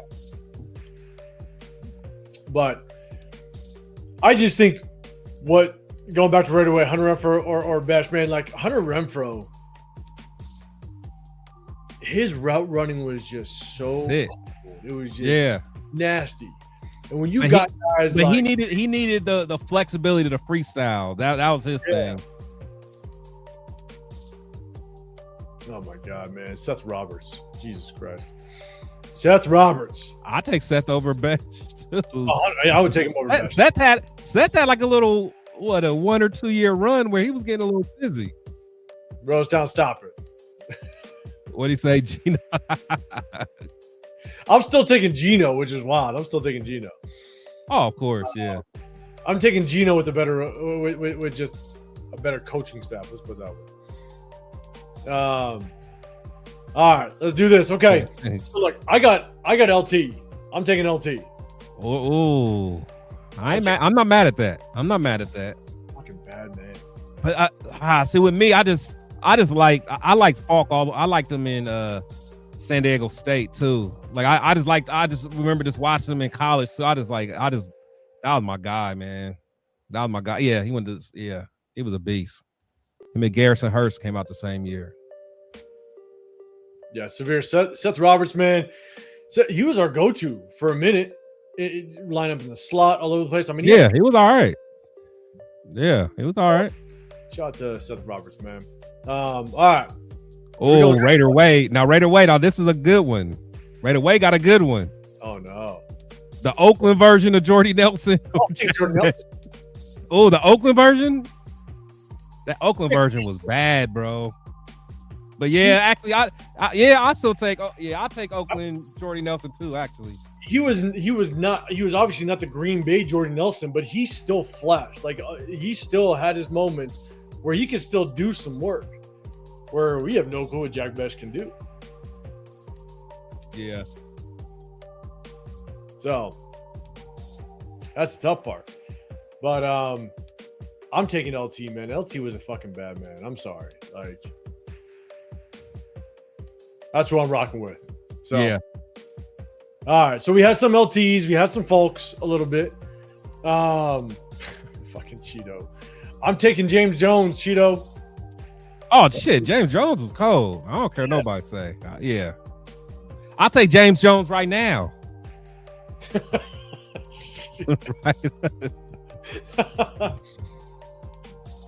Oh, okay. Now here's where we get real. Raider Way coming with some questions, man. Oh no! Look at this. Deuce Gruden or Besh, man. Deuce Gruden just won the record. He won something with the weightlifting. Did you see that? For like bench or something like that. Yeah. I'm taking Deuce Gruden. Yeah, and he's he's kept our team healthy pretty much. I'm keeping Deuce Gruden, even though I think he's our curse, but it's okay. Probably. Okay. Okay. Back to the game. All right, let's go. But Ruben saying, shout out to Donald Penn and Marshall Falk coaching at Southern University. All right, shout out to them. I love it. All right, next one. Damn it, Lamar. Y'all ain't gonna keep pulling us back into this conversation. Damn it. I know. Al is wedded. Oh man. Here it is. Jordan Love or Baker Mayfield? Chud the Builder or Jack Besh? God damn it. I'm out. I don't know. Okay, my bad. Okay, focus. Oh, Baker or Jordan Love? Or Baker Mayfield? Baker got a gun, man. But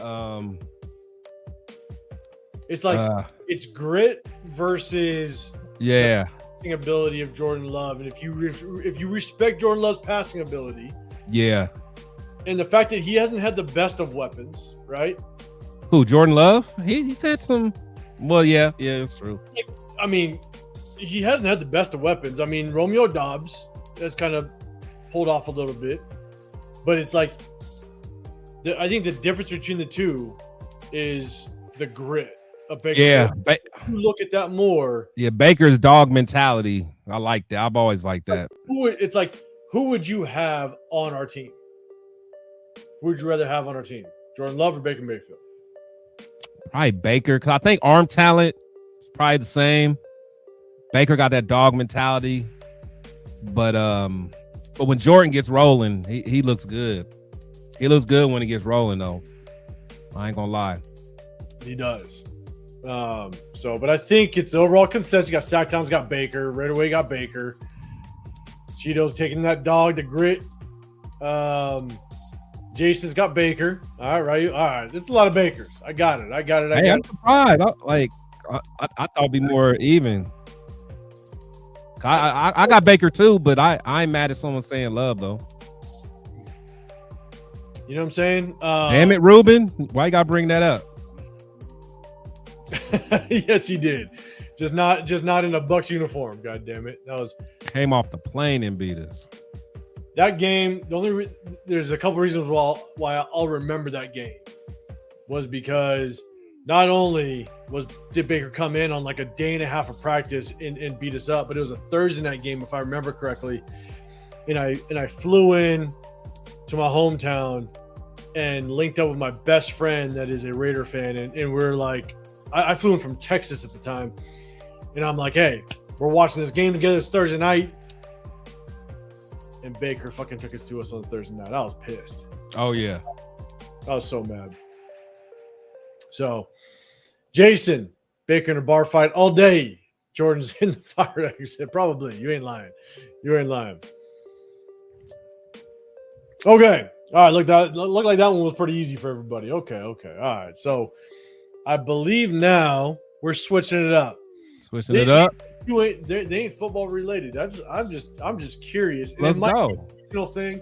It might be what you're used to. It might be the area that you're from. Let's go. I wanted to get a little creative. And so I'm curious what the chat has to say on this one. Let's get it.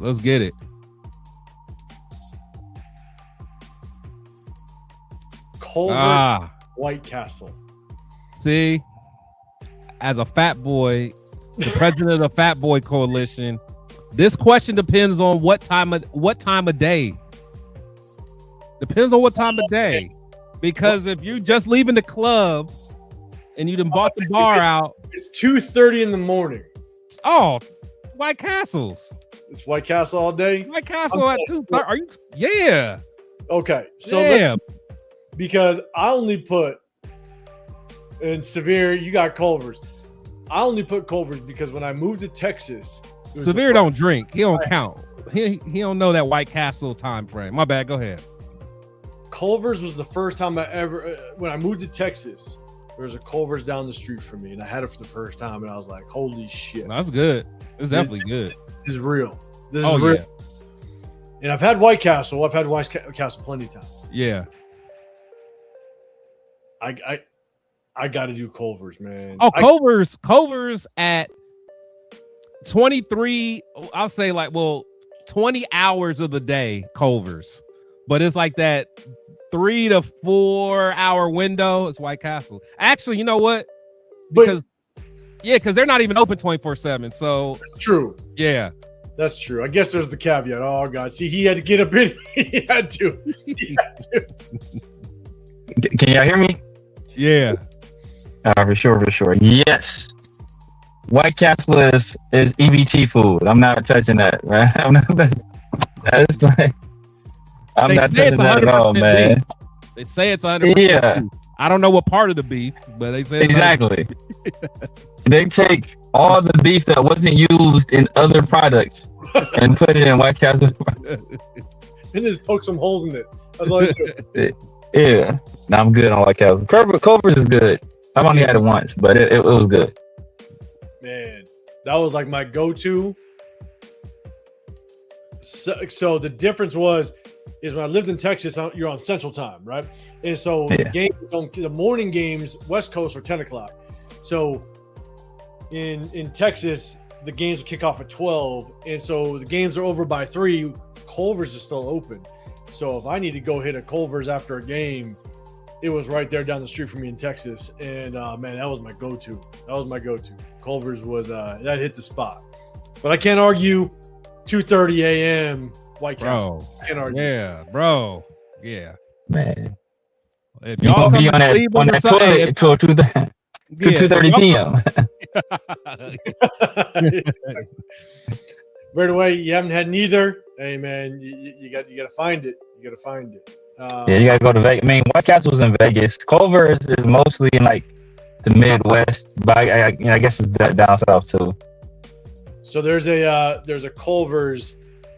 I take my family to Bryan Head, Utah, which is kind of like southern Utah, a little mid Utah. It's up in the mountains, a little ski area. Go to the snow. Culver's on the way. I hit it every time. Got it. All right. So next one. Oh man. All right, Jason. I didn't put it on here. Jason said you didn't eat Whataburger. I did eat Whataburger. Yeah. And the White Castle headquarters. You guys know where it's at? No, where is it? You know where it is. Where the very first NFL headquarters was in Columbus, Ohio. Just so y'all know. Oh, okay. So you. Yeah. Just so y'all know. Yeah. Just so y'all know. Come on, Columbus, baby. No wonder. Like Jason. The Whataburger. It all makes sense. The state of Ohio, known for its fine cuisine. and Wendy's right here in Columbus, man. Let's go. Hey. Let's go. Don't you talk about Dave. All right. Don't you bring Dave into this. Hey, Dave from down the street, bro. Don't you bring Dave into this. That man is a national treasure. Bueno, what's going on, man? You got the Culver's too, all right? Dixon's got the Culver's as well. All right. See, it's up there. All right, here we go. We're gonna go next one. We got one more. Again, throw a little curveball, have a little bit of fun, and I figured, Leo, this one's for you. All right, this is out of here. See, I ain't got In-N-Out out here. I ain't got In-N-Out. I don't even think I've had In-N-Out. You never had In-N-Out? I don't think so. Oh man. Right, what's the other one out there? What's the other one that's big out there? It's In-N-Out. Ain't there another one though? In there like another one that's kind of like? I mean, mainly In-N-Out. Oh, maybe I did have it. That's big. That's burgers. Yeah, nah, that's like In-N-Out. In-N-Out, the only thing I can think of. Okay, then maybe I did. Yeah, it's cool. All right, Sacktown, Five Guys by a mile. That's what he's saying. Five Guys by a mile, brother. You're gonna be paying like $30 for a meal. I know. I'm about to say that. Yeah. He's got the shake. Five Guys is taxing. Yeah. Hey, Antonio's got the. He's got the Five Guys as well. All right, let's go right away. Well, does In-N-Out got the hand cut fries though? They do. People don't like but they're different. People don't like it. People don't like In-N-Out fries. I think In-N-Out fries are overly hated, to be honest with you. And they can vary from location, but if they're hot, they're solid fries. And I'm a fry connoisseur. All right, French fries are my thing. The fact that you said the fact that you said they're solid when they're hot, that lets me know Five Guys for the win. I like them. But if I said they're good, it's going to be all out revolting. It's like me saying Genty ain't worth the number 6 overall pick. It's going to be revolting in the chat. I like the fries. The fries are good to me, but a lot of people hate the fries unless you get them like animal style, which is like it's the cheese and the sauce and the grilled onion. They're like you got the cheese and the sauce and the grilled onions on there over the fries. So a lot of people like them like that. I mean, I like them just regular. I don't be doing all the other nonsense, but they good to me. So, all right, Chris. So you coming out for at least one game this year? You got it. Yeah. And we hit In-N-Out. Chris coming out for a cruise, right? He coming out for a cruise. I'm gonna get him to an In-N-Out. Oh, yeah. Shit. We gotta do it that way. Oh yeah. But also, shout out, real quick, just to say it before we kind of hit a little more of the chat.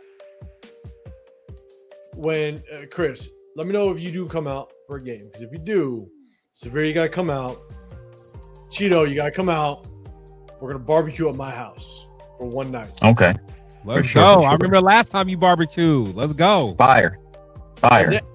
And that barbecue was reheated in the oven because I brought that barbecue that morning. Hey, it worked for me. All right, so that was different. I think I'm coming to the I think I'm going to the Broncos game like later. I think in December. I think I am going to that one too. Okay. Let's do it. We'll take one night. You'll roll through. We barbecue at my house. We have some fun. I'll put the kids to bed. They're gonna be upstairs. We all be downstairs. It'll be fine. We'll be straight. Leo. Exactly. Hey, cashmere hats and Smirnoffs, man. Hey. Cashmere hats. I'll bring my cashmere hat. We'll get it popping, man. I got a snakeskin one. Hey. Man, Raider Way's like, you had the cheese in the In-N-Out. Come on, Raider Way. You can come on. Bring the apple turnovers. Thanks. Hey, Raider Way. Hey, all you gotta know. Hey, let me know if you're coming to town. I'll share love. Trust me. I got enough room. We're gonna barbecue and have a good time. But Leo, that's not allowed in this house. That's not allowed, bro. That's not allowed. Exactly. I gotta smuggle some candy and leave it in strategic locations all throughout the house. So girls can get something. Check under the plant in the living room. Oh man, good times. Okay, all right. So look, I'm an In-N-Out guy, so I'm all about In-N-Out. So again, I thought this one was more like a regional thing. Maybe not everybody had In-N-Out. Chris, you hadn't. I may have had it. Honestly, I may have had it in Oakland. You've had enough drunk days. You probably had it in Oakland. I may have had it in Oakland, but I thought there was. So there ain't another one that's kind of like competition to them out there. No, not really. I mean, Shake Shack, but that's not really competition to In-N-Out, and they're like more all over the place. Whataburger, y'all don't have those out there? Nah, we don't got that. That's like down south. Whataburger's low-key trash though. Whataburger's coming in for the first time on the Vegas Strip. I'm just throwing it out there. They're supposed to be like hitting it at the end of this year, so there will be a Whataburger out there. Okay, now I'm thinking about then maybe it wasn't. It had to be In-N-Out. I went to one of the spots, so for some reason I thought y'all had it like it was like a competitor, but I guess not. So yeah, I've had it, but Five Guys just for the fries. Yeah. The extra handful of fries at the bottom of the bag. That's what you're saying. Oh yeah. Fries. Nah, they load the fries up. They do load the fries up. They do, 100%. Okay. All right, hey, just want to switch it up, have a little bit of fun. We did our verses, stuff like that. But you know what I'm going to do? Hold up. All right, Severe, because you with us right quick. Let's do this. Hold up. He got to do his other one. You give us yours real quick. I think you said in the chat a little bit. Which one you got? Oh, at their peak, it's Ramsey, but longevity is Pat. But for argument's sake, I'm gonna go Ram. But it's hard to go against Pat, though. It's hard to go against Pat. All right, next one. Marvin. Cheeto, I like Tams, but that booth was too small for me. But I do like Marvin. I'm going Marvin. Going Marvin. Okay, next one. It's all-time sack leader Bruce Smith. I mean, that's goes without saying. I got you. All right. That's a good one right here. This is a good one right here. Oh, big look. Low key in today's NFL, Marshall Faulk will be a monster. But LT was something different. LT was something different, and the way he just carved us up every time. Remember, there was a year that he by himself had more touchdowns than the entire Raiders team. Like there was a year where he did that to us. So I'm gonna go LT, even though I hate that dude. Bueno, Tommy. Oh, Tommy's. Is it? Maybe you talking about Tommy's? Tommy's not really competition in and out though. Tommy's is chili burgers, but Tommy's is good too though. Tommy's is good. All right, I think I got one more bang. This is the last one. All right, Severe, which one you got? Ooh, I'm going Jordan Love, man. I'm going Jordan Love. I think if Jordan Love had like some weapons, because like Baker didn't had Mike Evans, he didn't have Emeka, he got so he got some dudes like Jordan Love's best receivers are Romeo Dobbs, you know, Dontavian Wicks. What are we doing? What are we doing here? So I think if Love had some legit guys, I think that he'd be held in higher regard. But he's still probably considered like a top 10ish quarterback by a lot of people. So I'm going Jordan Love, and he's from Cali too. So you know, he is. All right, cool. Just want to get yours in. We'll go back up the big screen. Shout out to everybody, man. Double tap the screen. Appreciate y'all. You got Chris Pick Show podcast on this side. The Severe Raider. I'm 805 Raider. Real talk. Raider Nation. We got one last topic to get this heated. I'm gonna let y'all know. I'm gonna let my guys talk about it for a quick minute because I'm about to get another beer for this fun topic. But chat, 2026 expectations for Genty. And when I say expectations, I'm talking, what do you think, whether it be rushing yards, all-purpose yards, what are your expectations? We touched on it really briefly in the very beginning about just players that need to have a breakout year. I said Genty needs to have a breakout year without question. I could care less what this offensive line looks like. He's got to have a breakout year. And so, chat, let me know what your thoughts are. What's your expectation of Ashton Genty this year? And Severe, before you go, I'm going to give it to my guy Chris real quick, okay? Because by the time Chris is done, maybe I got my beer. But Chris, let me ask the clarifying question. When you say expectations, you mean what do we think he'll do, or what do we want him to do? There's two different things. Oh man, it's an open forum. Let's put it that way. Okay. Oh dear. Okay. That's all right. And so I'm gonna go grab myself another beer to prepare for this one. And chat, let me know, Chris, if you can star any major comments. But Chris, what is your expectations and what do you expect out of Ashton Genty in this 2026 season? I'll be right back. Yeah, so to be honest, what I expect from him, I think he'll get about 1,150 to 1,200 rushing yards, about 7 touchdowns. About 7 to 10 touchdowns rushing. Receiving standpoint, he may get another,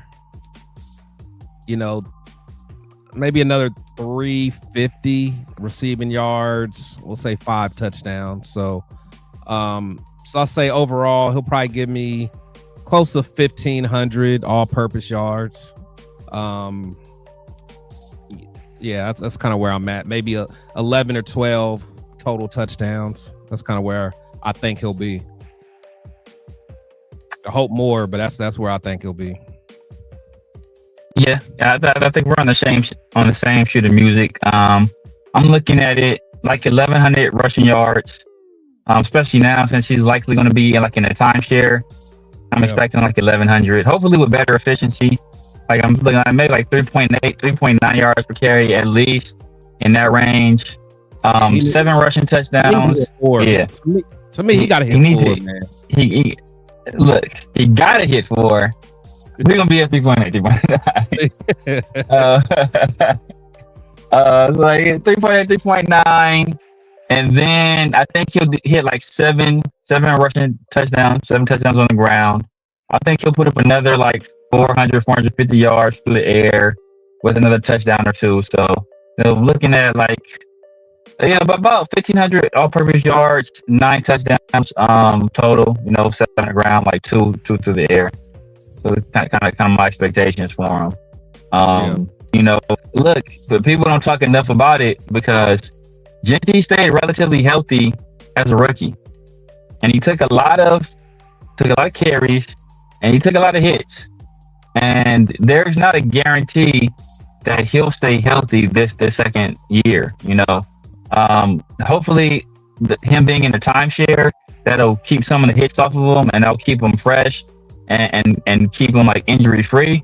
But usually a year after guys have that kind of workload, they usually end up usually get hurt. So, you know, fingers crossed that he doesn't, because, you know, he's gonna.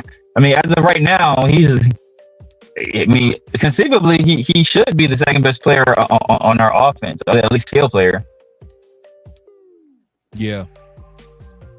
For me, I think. I mean, I'm just worried about just the hits he's going to take, because again, you know, I never forget just that first big hit he took. He had to go to the blue tent, like that always. Yeah, he did.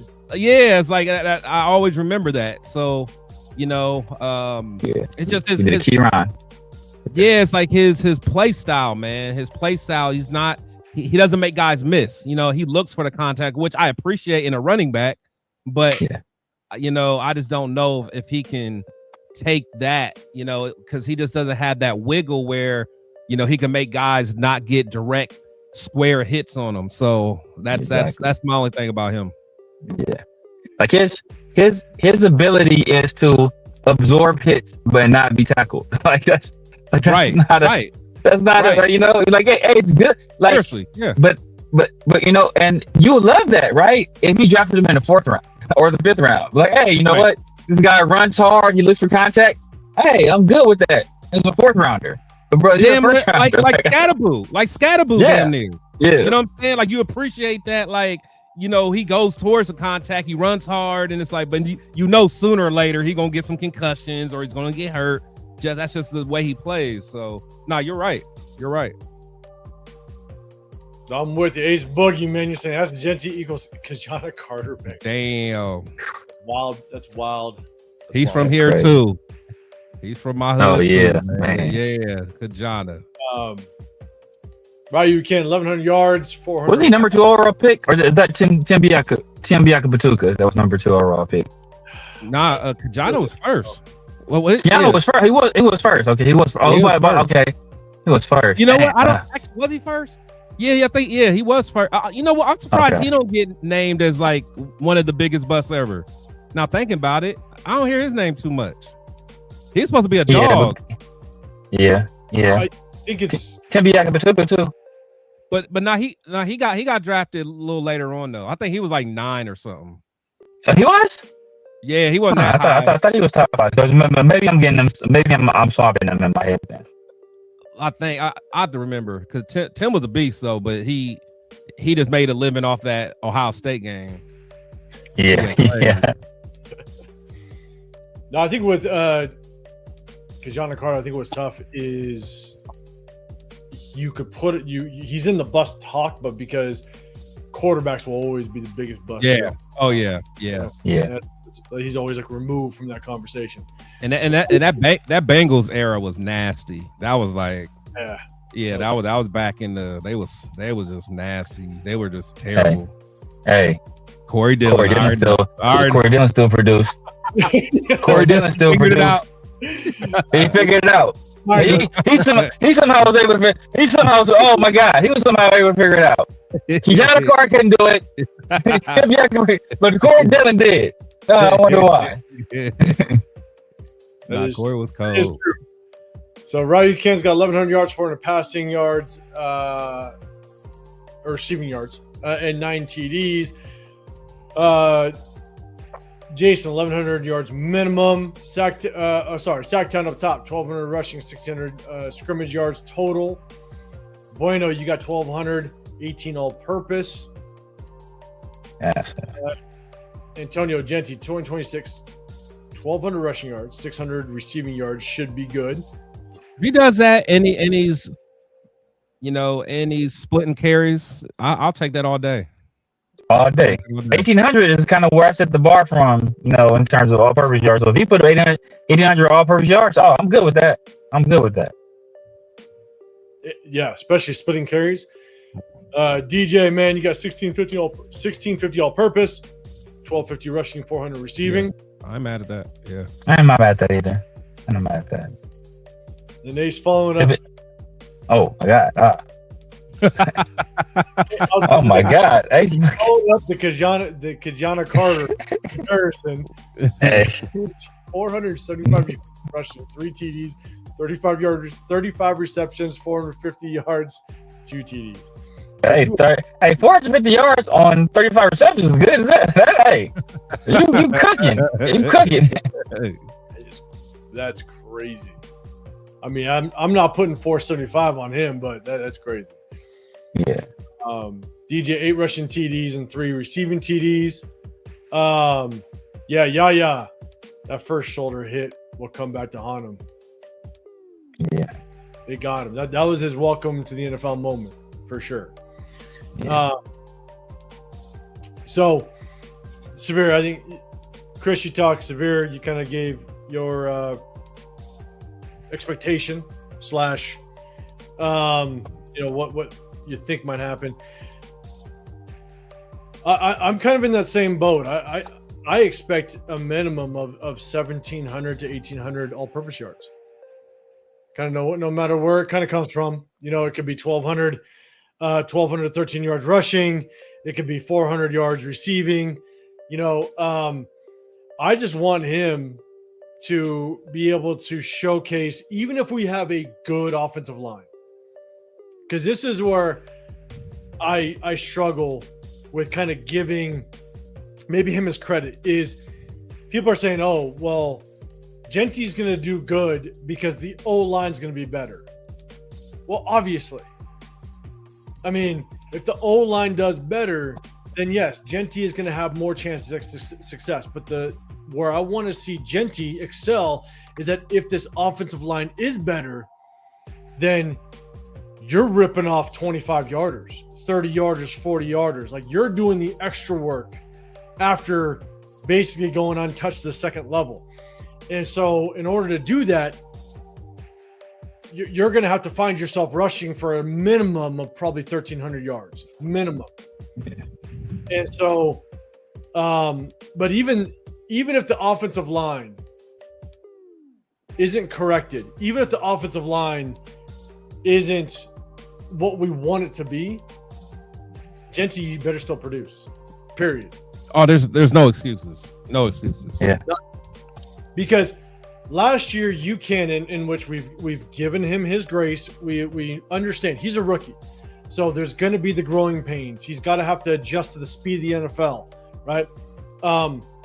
But being a number 6 overall pick, that second year, we got to see improvement. We got to see that you're adapting well. We got to see that you're adjusting to the speed. We got to see that your vision is coming together. Because last year, you can blame a lot on scheme. You can blame a lot on the offensive line, but there's plenty of examples of Genty. It was your fault as well. You didn't see the hole. You didn't make the right cut. You could probably blame. You could put 25% of the carries that Genty had on him because he didn't make the right cut, because he didn't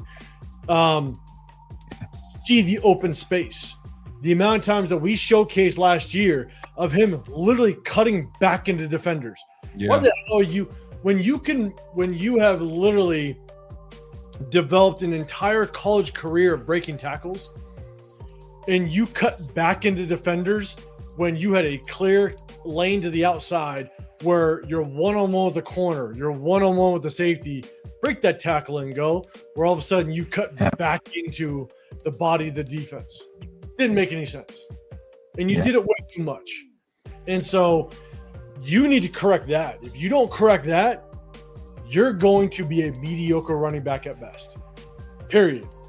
And so there was at least 3 to 4 examples a game, sometimes more, that we showcased to basically show, look, there's your cutback lane. There's your ability to cut to the sideline. And now you're one-on-one with the safety. You're one-on-one with the corner. And he never took it. He cuts back into the body of the defense. Or even on the goal line, I remember there was at least 1 or 2 plays I remember you know, it was basically just an ice. I mean, it was just him and the linebacker, you know, 1-on-1. Beat your guy and get in the end zone. And he didn't do it. I mean, that, you know, that's running back, especially his style of running. You should love that. You and a linebacker on the goal line, best man wins. You beat that guy, you're in the end zone, and he doesn't win that battle. That bothers me, man, especially because he's not a guy that's going to outrun you, you know, so you got to win those type of battles, man. If you're not going to be a short threat, you know, a short yardage threat, and you're not a long home run threat, it's going to be tough, man. And you're not a shifty guy either. So it's like, not really a shifty guy that's going to make you miss. Not really going to run past you. You're not going to really run over you. So it's like, whoa, damn, well, like, what are you doing? Like, what is your superpower? Like breaking tackles is kind of his superpower. Yeah. And it's not coincidence that everybody that likes Genty wants to point back to the Chicago game and the Houston game. Well, it's not coincidence that was the best performance of our offensive lines in the run game, both those games. Yeah. You know, the one long run that Genty had, he was untouched until 22 yards, and then he broke the tackle to safety. Great. He broke the tackle. That's perfect. But he was untouched after 22 yards. The Houston game, again, more examples of him just being untouched. And as much as Genty broke tackles, that's great, but you could have got RG Harvey in the 4th round, 5th round, and did something very similar. You could have got Kyle Manungai, you know. So it's like, where does Genty show his worth as a number 6 overall pick? And that's what I want to see, and that's what he has to showcase. And in my opinion, the only way that he truly showcases that is, Chris, to your point, short yardage. Yeah. 4th and 1, 4th and 2, 3rd and 1. Get those short yardage gains, but at 5'8", 115 pounds, like he doesn't have it. And I think he lost some weight, didn't he? Didn't he lose some weight over this offseason? Like to kind of slim down a little bit to get faster. So the TikTok cardio dancing, god damn it. Christ. Yeah. But Genty, I think the thing with him, man, if he can show some better instinct, because I think trying to make a living or just expecting to bounce off of tackles, I think that's going to be rough for him. So I think he's going to have to just trust his instinct, because a lot of times, I mean, I think he made some bad reads, but he did some good ones as well. But I just think he just has to just don't think, just be as, you know, go off of instinct, man. And don't get me wrong, right? I played running back for 8 years, so I understand that when you have shitty blocking consistently, sometimes that can kind of play with your head a little bit. Yeah, right? You don't trust him. Yeah, you don't trust it. You don't trust what you see. Trust that comeback's going to be there. You don't. You know, so I 100% understand that side of it. But at the same time, you're a number 6 overall pick. So with this second year, I expect that the game slows down for you a little bit, right? And you look at some of the better running backs in the league that didn't have the best blocking. They've been able to compensate for that, and they've been able to allow the game to slow down. They process it, and now they've been a effective running back. And so, you know, look, it's his second year. Got to grow, got to adapt, got to adjust, and that's why I think with being drafted at number 6, there's high expectations. Exactly. High expectations this year. Then when will you? What, year 3? Year 4? When you're now having to decide whether or not you sign a 5th-year option? Like, exactly. It's got to happen. Yeah. Sure. And you got to make that decision right before the start of his 4th year. So really, he has this year and next year to show you that he's worthy of that. Because then, if he's not worthy of that, you got to pick up that 5th-year option before he begins his 4th year. So, like, the clock is ticking.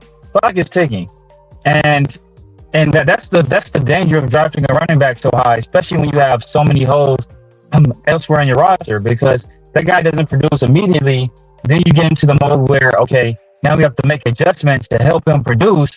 well then, like that takes time. And that's time that you generally don't get with the running back position because their shelf life is so much shorter than a lot of these other positions. Like I was watching MJD, he was talking about like some of the drafted running backs, and they were talking about Mike Washington.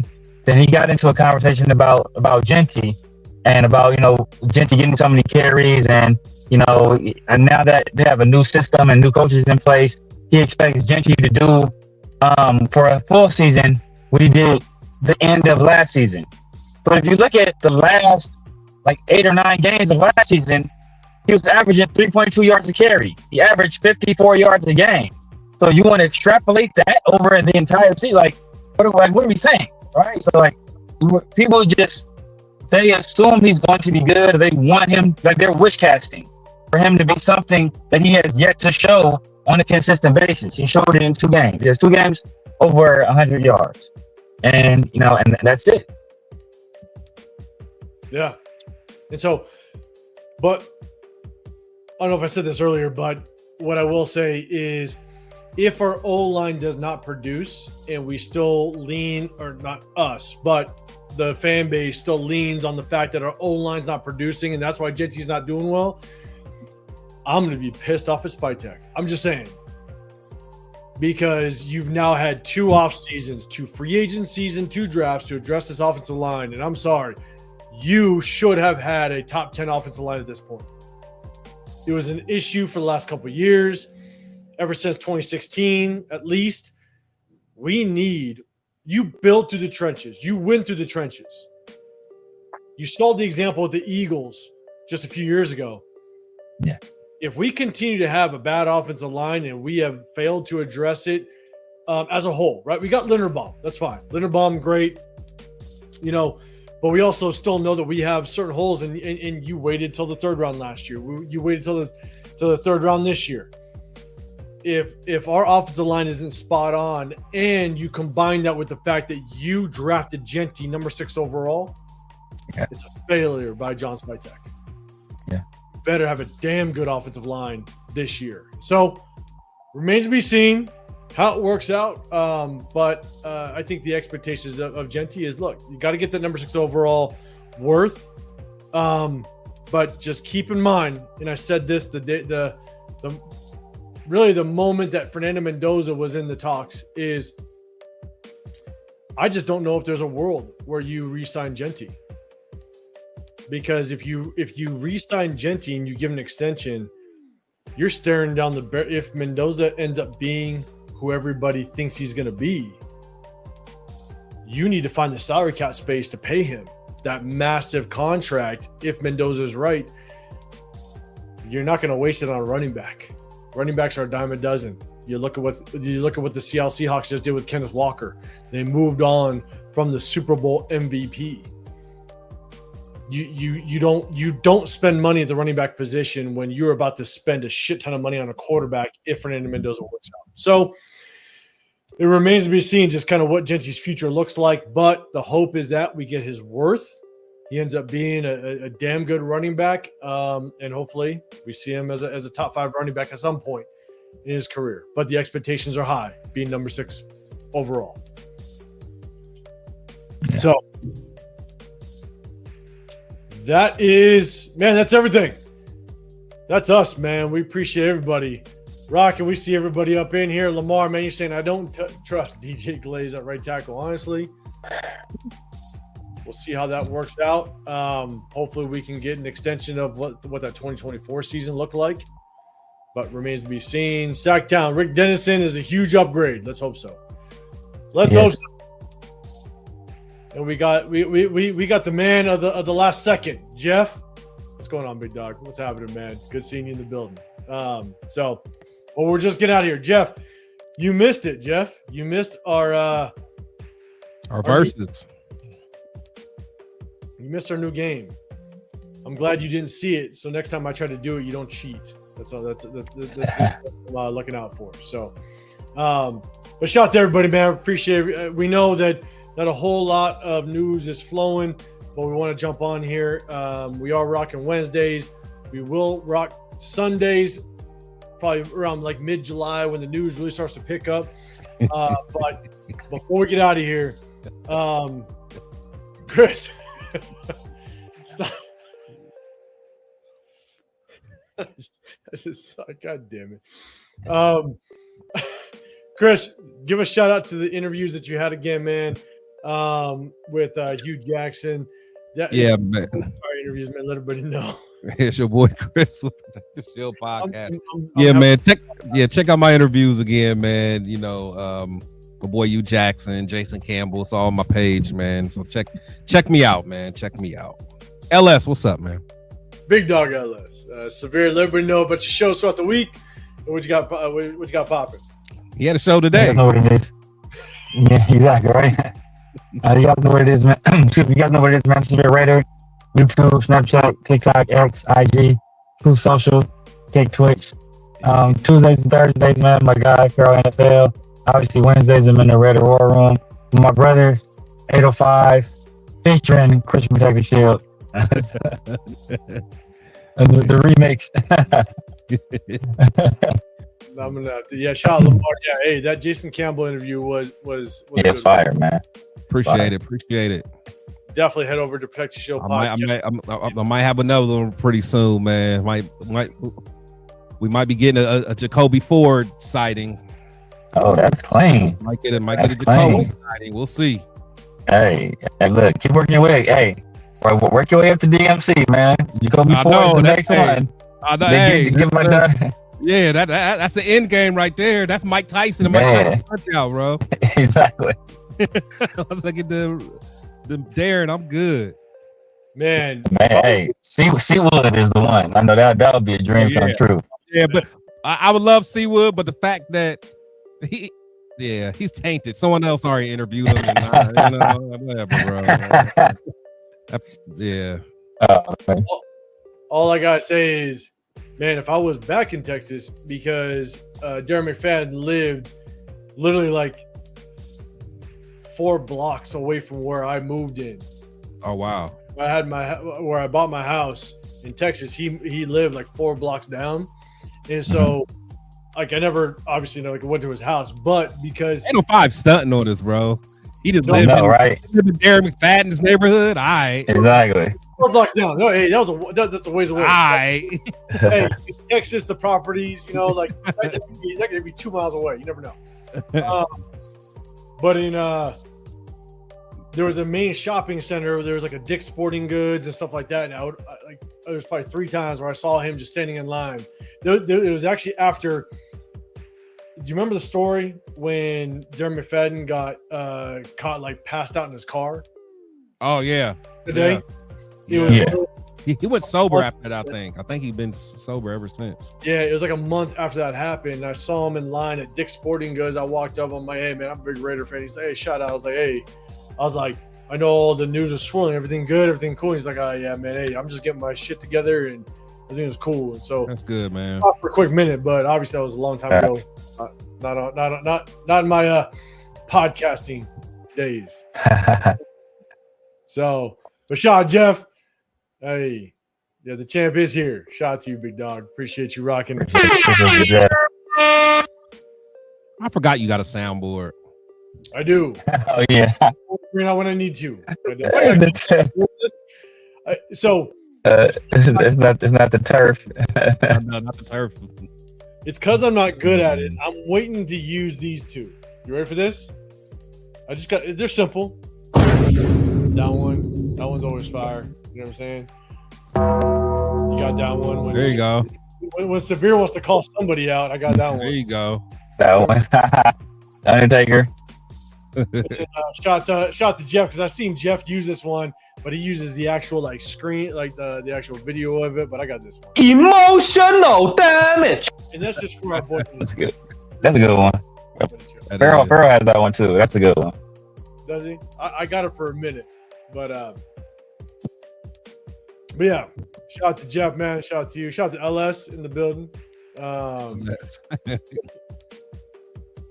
Yeah, I don't want to know all them answers. Hey, Jeff. Hey, don't make fun of the air horn. God damn it. God God damn it. The air horn's at least a good one. It's simple, easy, okay? Get out of here with that. Hey, but look, that's it. We went over some topics. If you guys don't know, I'm 805 Raider. My channel's Real Talk Raider Nation. We appreciate y'all. We hit you guys on Wednesdays in the off season, but when kind of mid-July, when the news starts popping, we're gonna hit you guys on Sundays. But we break down game film throughout the year. So if you guys want to tune in for that, if you guys want to look at some game film, we show quite a bit and we have a good time. So definitely, guys, hit the like button, double tap the screen, hit the sub button. Yes, it is perfect. Shot the money check wherever he's at out there. And so for the record, I'm not even gonna respond to Money Chuck anymore. I'm done. Dog. Yeah, he got. Money Chuck's different. Money Chuck got mad at me yesterday about something. What did he say? I think he was like, Genty was clocked at 22.9 miles per hour. If you do the calculation, that means she runs a 4.49. I was like, well, my car was clocked at 75 miles per hour on the freeway. So if you do the calculation, it goes 0 to 60 in 1 second. Like what kind of math is that, dog? Like it doesn't make any sense.